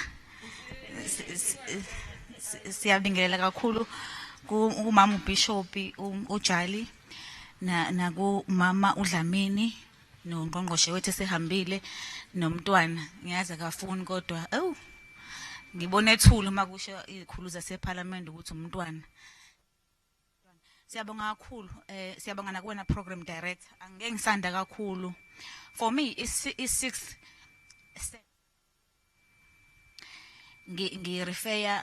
I refer to it as a women instinct.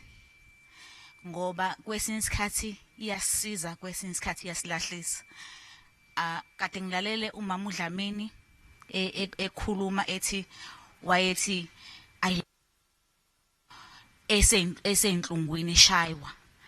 There was a 6th sense eyayimlekelela ngaleso sikhathi. Ngoba uMama uGriffith okade akhulume ngaye uNgqongqoshe kuthiwa wathi eyolontsha ibranch eMbumbulu kungangeneki ngalezi ayikhathi, kodwa yafika i6th sense kuyena waqokisa okwesangoma ehamba nababemphelezele beyolontsha ibranch baba mathwasa akhe bathi beqhamuka alabantu laba beIFP bafika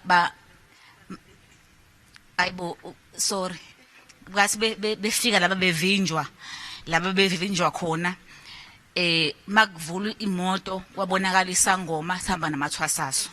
So ngizama ukuchaza i6th sense ukuthi thina as women sinaleyo nto instinct esho ukuthi yenza ukuthi ungakwenza ukuthi. So si unique manje njengoba kade usho Mama uJali, njengoba kade usho Mama uDlamini, we are strong. Ngabe awuzisho lezi zinto kade uzisho la thina besihleli la sesikhala, bese ngikhala mina ngibuka uNtokozo sengikhala izinto kade uzisho, kodwa wena ubuzisho u-strong. Siyabonga siyakubonga nje, kodwa ke phela uNtokozo uzokwenza lokho. Sibonga yena thina ngokuthi asilethele nina. Kodwa ke Mama uJali bengithi ngizocela ukubuza ukuthi ayive isihlupha lento emasontweni.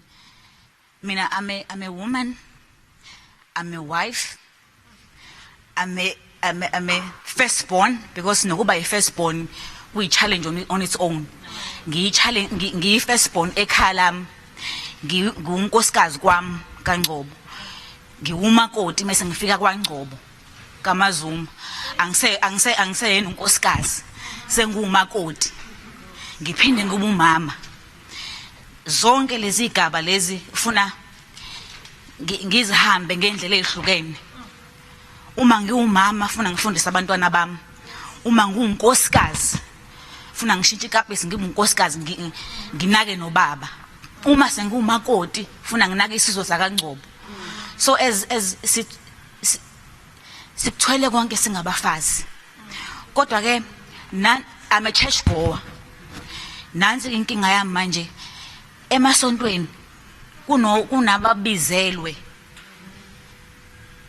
efundisini bese kuba khona abakufundela ubufundisi. Ngifisa ungenzela kancane umehluko lapho ukuthi ikuphi kahle kahle kufanele thina as abantu abalandelana nenkonzweni siku embrace ngoba uthola umuntu omfundisi okufundele enza izinto uncalled for kuyena umfundisi onyukubeza abantu besifazane basenkonzweni. Kodwa uthola ukuthi ukhona umuntu okubizelwe ubufundisi ongazange azaye esikoleni preach ukudlula lo muntu okufundele. So ngifisa ukwazi ukuthi how do you separate the two? Noma kuhlangana kanjani? Wosuke senjani? Wosuke esephumile mhlambe spiritually lo mfundisi, wosuke engaseyena umfundisi. Lo mfundisi lo okwazi ukwenza izinto ezinje zokunyukubeza abantu egameni labefundisi. So bengifisa mhlambe ke ukuthi ungenela kancane nje lapho nanokuthi ke iphatha sengiyabamba lapha nalaphana nje ushilo uMamdlamini ipatriarchy it's even more evil uma ngabe isi embrace abantu besifazane. It's very difficult ukuthina esabaholi noma sithi esikhona la kwa politics uma sesizwa sekuthiwa usindula ekhona nje ngobuqomi politician ukuthi it's very very difficult. Kusho thina it's very painful kusho thina futhi abantu besifazane ukhuphuka kanjani uNtokozo eingane kusho ukuthi kunomuntu amqomile lapha. So lezo zinto for me kuyezinye izinto nje ekufanele sibe nendlela yokuthi singabantu besifazane sikhuzane ngazo ukuthi singazenzi ngoba zize zehlise even naye lo muntu okuyena osiphethe zize zimehlise naye isithunzi agcine ese very embarrassed. Noma ngabe kuthiwa ke uzomthola umkhwenyana wakhe la kwapolitiki kuba ukuthi manje uvale fanele athola usoulmate wakhe kodwa egcineni mhlawumbe ukhona futhi la kapolitiki usesaba yona lento esishilo ke manje thina ukuthi ukhuphuka nje ngenxa yakho lokho. So I think fanele lezo zinto lezo sizikhuzeni lento bese kuba ke kokugcina kade kushiwo umama uBasethane nge-parenting. Thina we were loved by our parents, we were not over sheltered. Mhlawumbe mangase siyeke u-over shelter abantwana bethu sibavikele ngale ndlela yokuthi siyabavikela abantwana bethu asisafuna even baye emakhaya la sakhulela khona thina sithi ngeke bakhophe. Kanti akufanele sikwenze lokho, kufanele sibavikele njenganesikhukukazi, kufanele sibavikele njengesikhukukazi kodwa sibayeke abantwana bethu ba explore izwe singekho thina.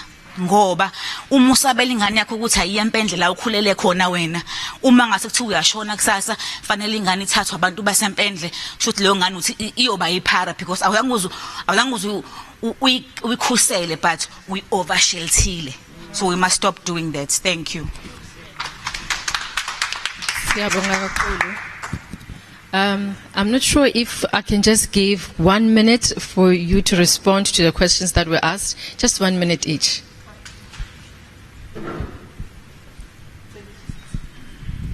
Delukubonga program director. Umbuzo oqala ukuthi yena nje futhi iwona obuqondene nami othi yena how do you respond or handle men njengoba umusudlulile. Ingathi yena kuyisinqumo engasenza enhlizweni yami engasithatha nje ukuthi ngixolele. I am forgiving, very forgiving, and kuyangisiza kwangikhipha ejele ngoba ngabona ukuthi ngizophela ngeke ngifinyelele kwi-destiny yami ngesimanga sokuthi nginenzondo yomuntu wesilisa. Ungakhohlwa ukuthi mawukade uhlukumezekile it's either uba promiscuous, uthanda abafana kakhulu, for ukuthi uzinikele umzimba wakho kubo noma uyigodle uyireserve. So kimina kwevele kwenzeka into eyisimanga, ngiyacabanga ukuthi wangisiza ukukholwa ngoba kimina ngiyabathanda ngokubahlonipha. Cabanga ukuthi ukwambula irevelation yokuthi uNkulunkulu wonke umuntu umfanekiso wakhe kwayisebenza kakhulu impilo yami. Kwangenza ukuthi ngingambuki yena, angimbuke lo ayibonke abesilisa, but laba barephayo ukuthi banenkinga. It's not my problem as a woman, but it was a problem yalabo abarephile noma abadlwengulayo. So kwangisiza kakhulu lokho. Yeah. So ukuxolela nje kakhulu nokukholwa ukuguquka kwengqondo, ngoba ukukholwa kwenza ukuthi ingqondo yakhe iguquke, ukucabanga kwakho okunormal akubi lokho okunormal okujwayelekile, kuba ucabanga kwaphezulu. Ngiyabonga. Leadership angitholanga kahle igama kodwa ngiyazi ukuthi leadership ukhona lapho epholeni. Leadership Sindi, ngiyanihlonipha abaholi. Cha kufishane nje ithi into yami, ubuholi umuntu uzalwa nabo.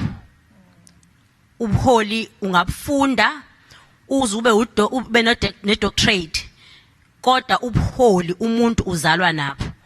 And umuntu ugcotshwa uNkulunkulu ngaphakathi esasesibelethweni sikama wakhe, njenga Jeremiah anqume uNkulunkulu ukuthi lo uyoba umholi. So ke ukufunda nako konke lokho esikwenzayo akusiqualify sonke ukuthi sithi sithunywe uNkulunkulu. Anganoma kuyasiza yini. And bese ngithi khona izilenkosi elithi akusiba bonke abayothi inkosi ngegama lakho ngenzile ukuthi abayobona inkosi, ngoba abanye bazenzele bona beneyinjongo za. Uma ukhumbula kahle, even the devil himself uyalazi izwi lababuNkulunkulu. So ungathuso umuntu ukuthi uquote scripture noma uthi hallelujah noma use introduce njengomfundisi. Bheka ugcobo ebese lithi izwi lenkosi izithelo zabo ziyakubafakazela. Lapha adlule khona ushiya ziphi izithelo. Ngike ngathi Khansela uNtokozo kwemunye umcimbi kade sinawo, ngathi umuntu nje ohlukumeza omunye umuntu wesifazane is sent by the devil, is Satan himself. Umuntu angathi uhlukumeza omunye umuntu, kunomuntu ohlukumeza omunye umuntu wesifazane ngokuthi angene emzini wakhe abhidlize umshado wakhe, awu destroy awubulala. Ngale bayajabula bathi awusiyabonga umkhonyana usethi ubonga uNkulunkulu lo muntu ngalokho. Cha, ababonga uSathane wabo balekelelile ukuthi babhidlize umshado womuntu. Umholi udalwa uNkulunkulu esasesibelethweni sama wakhe, bese ugcobo liyamfakazela. Siyabonga kakhulu. At this point in time, I will ask Cllr Sibiya to do vote of thanks.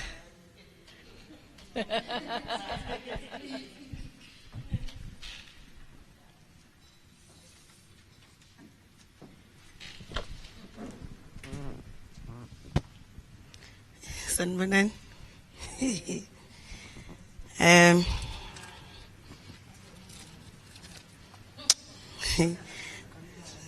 Soqala nje sibonge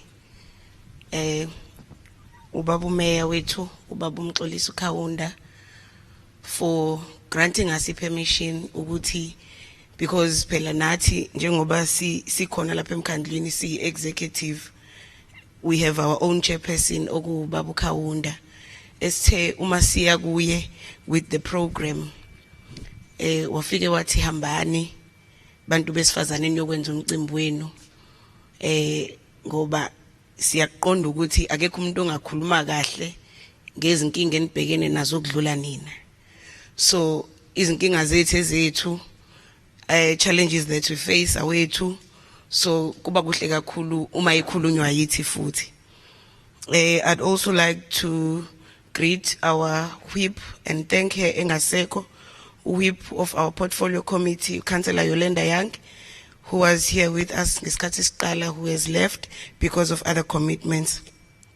And greet all councillors that are here with us, and also those that are live streaming the program, Behlele Emakhaya. We'd also like to thank them and acknowledge them. Our panelists, usis MEC wethu uNomagugu wakwaSimelane, okhulume kakhulu, wakhuluma kahle, and then she made us realize ukuthi indeed i-organization to engibelonga kuyo nama yile ngizange iphutha ngokuthuma umholi of a caliber kwi-position yokuba u-MEC. Siphinde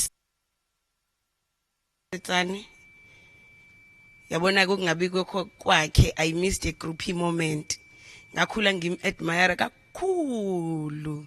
So nje bengithi hayi ke namhlanje ukuba bezobe khona umuntu bezobe shutha naye nje intende. So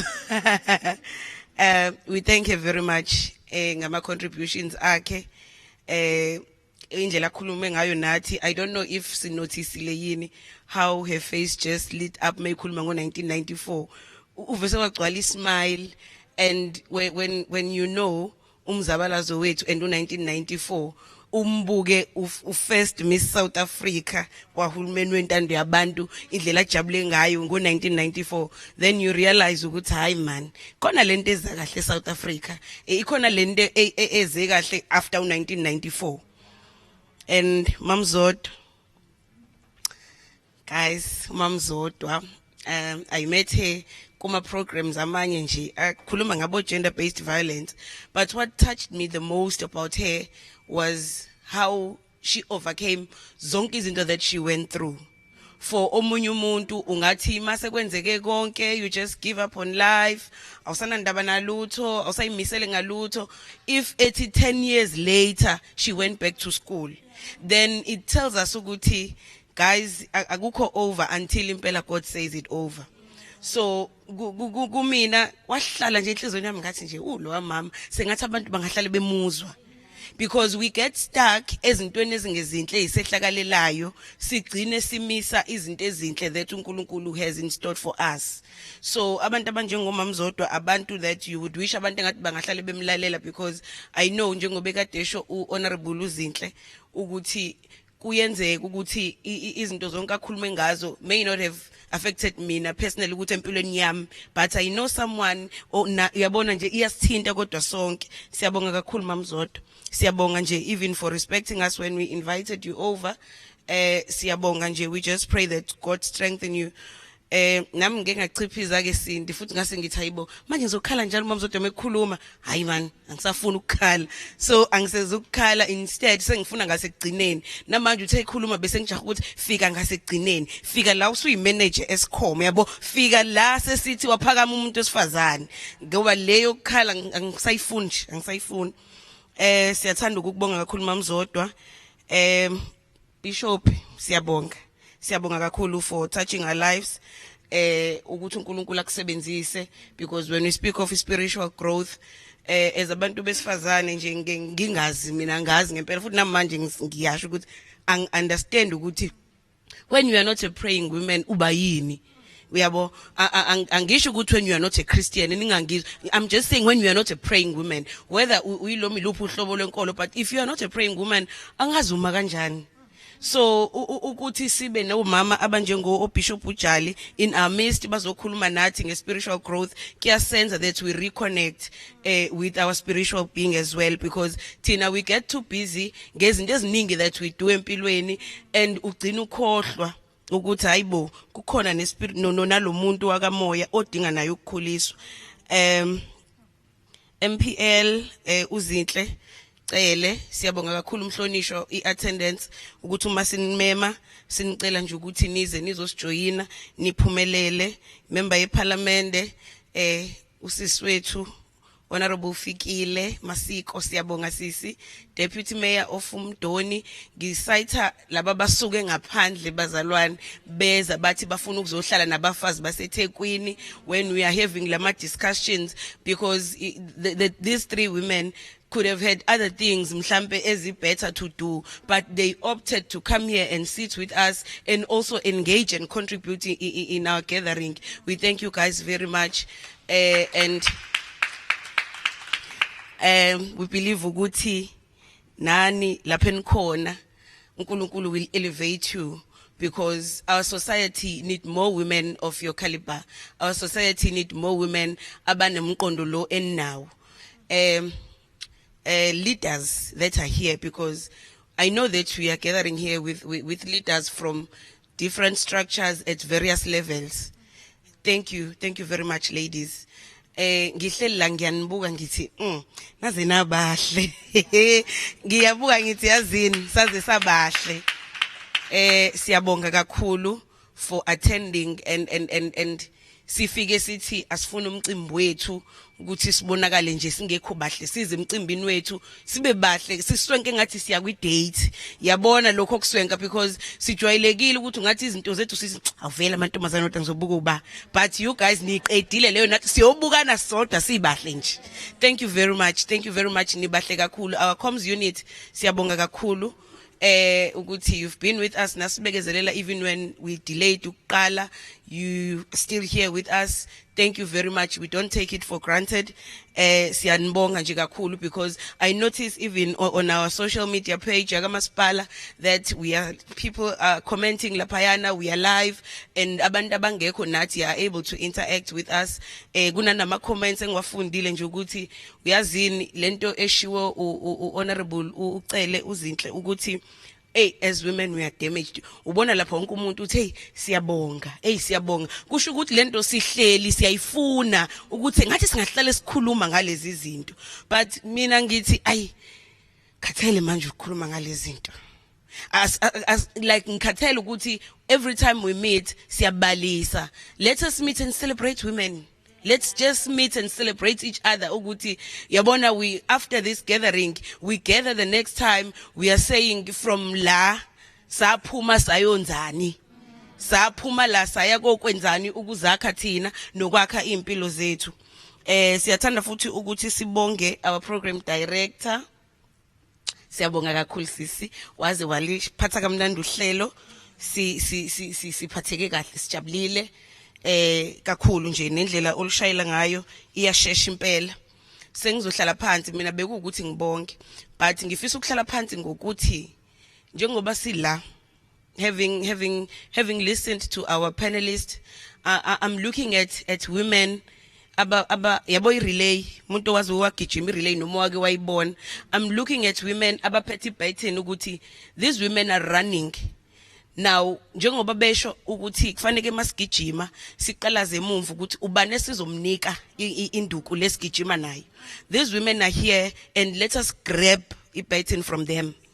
Asithathe ibhathini and siqhubeke with the journey ye women emancipation, because mina ngisafuna nje njengoba ngisho ngisafuna silokhu sikhuluma kakhulu ngo gender based violence blah blah blah blah, and ikhona into eshiwo honorable Masiko ukuthi when we are seated here singalokhu angisathandi sihlale sizokhuluma sizobalisa ngani ngoba isikhathi esiningi kulama gatherings abasuke bengekho laba abanikazi bomcimbi, abanikazi bokusihlukumeza, yilapha esivele sifuna ukuzogeqa amagula khona bengekho bona.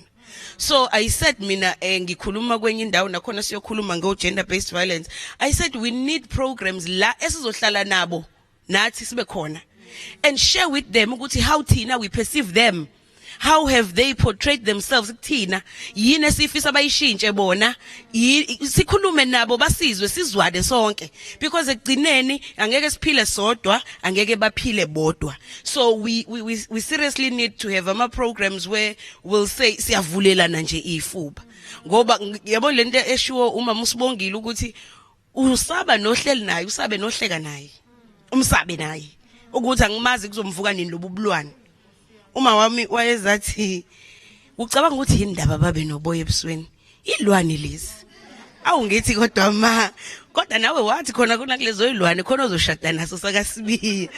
Athi ilwane lezi bana noboya ebusweni ngisho emzimbeni obaba obuyadlulela. So mina I think ukuthi izilwane zethu esiphila nazo esidinga futhi ukuthi siphile nazo. So we need to have eminye ama gatherings lapho sohlangana nabo bonke, but nje sengizohlala phansi ngiyafisa ukuthi sibukele on a lot of things that were said namhlanje and go home sesithi ngiyazi ukuthi there is nothing wrong with me being a leader.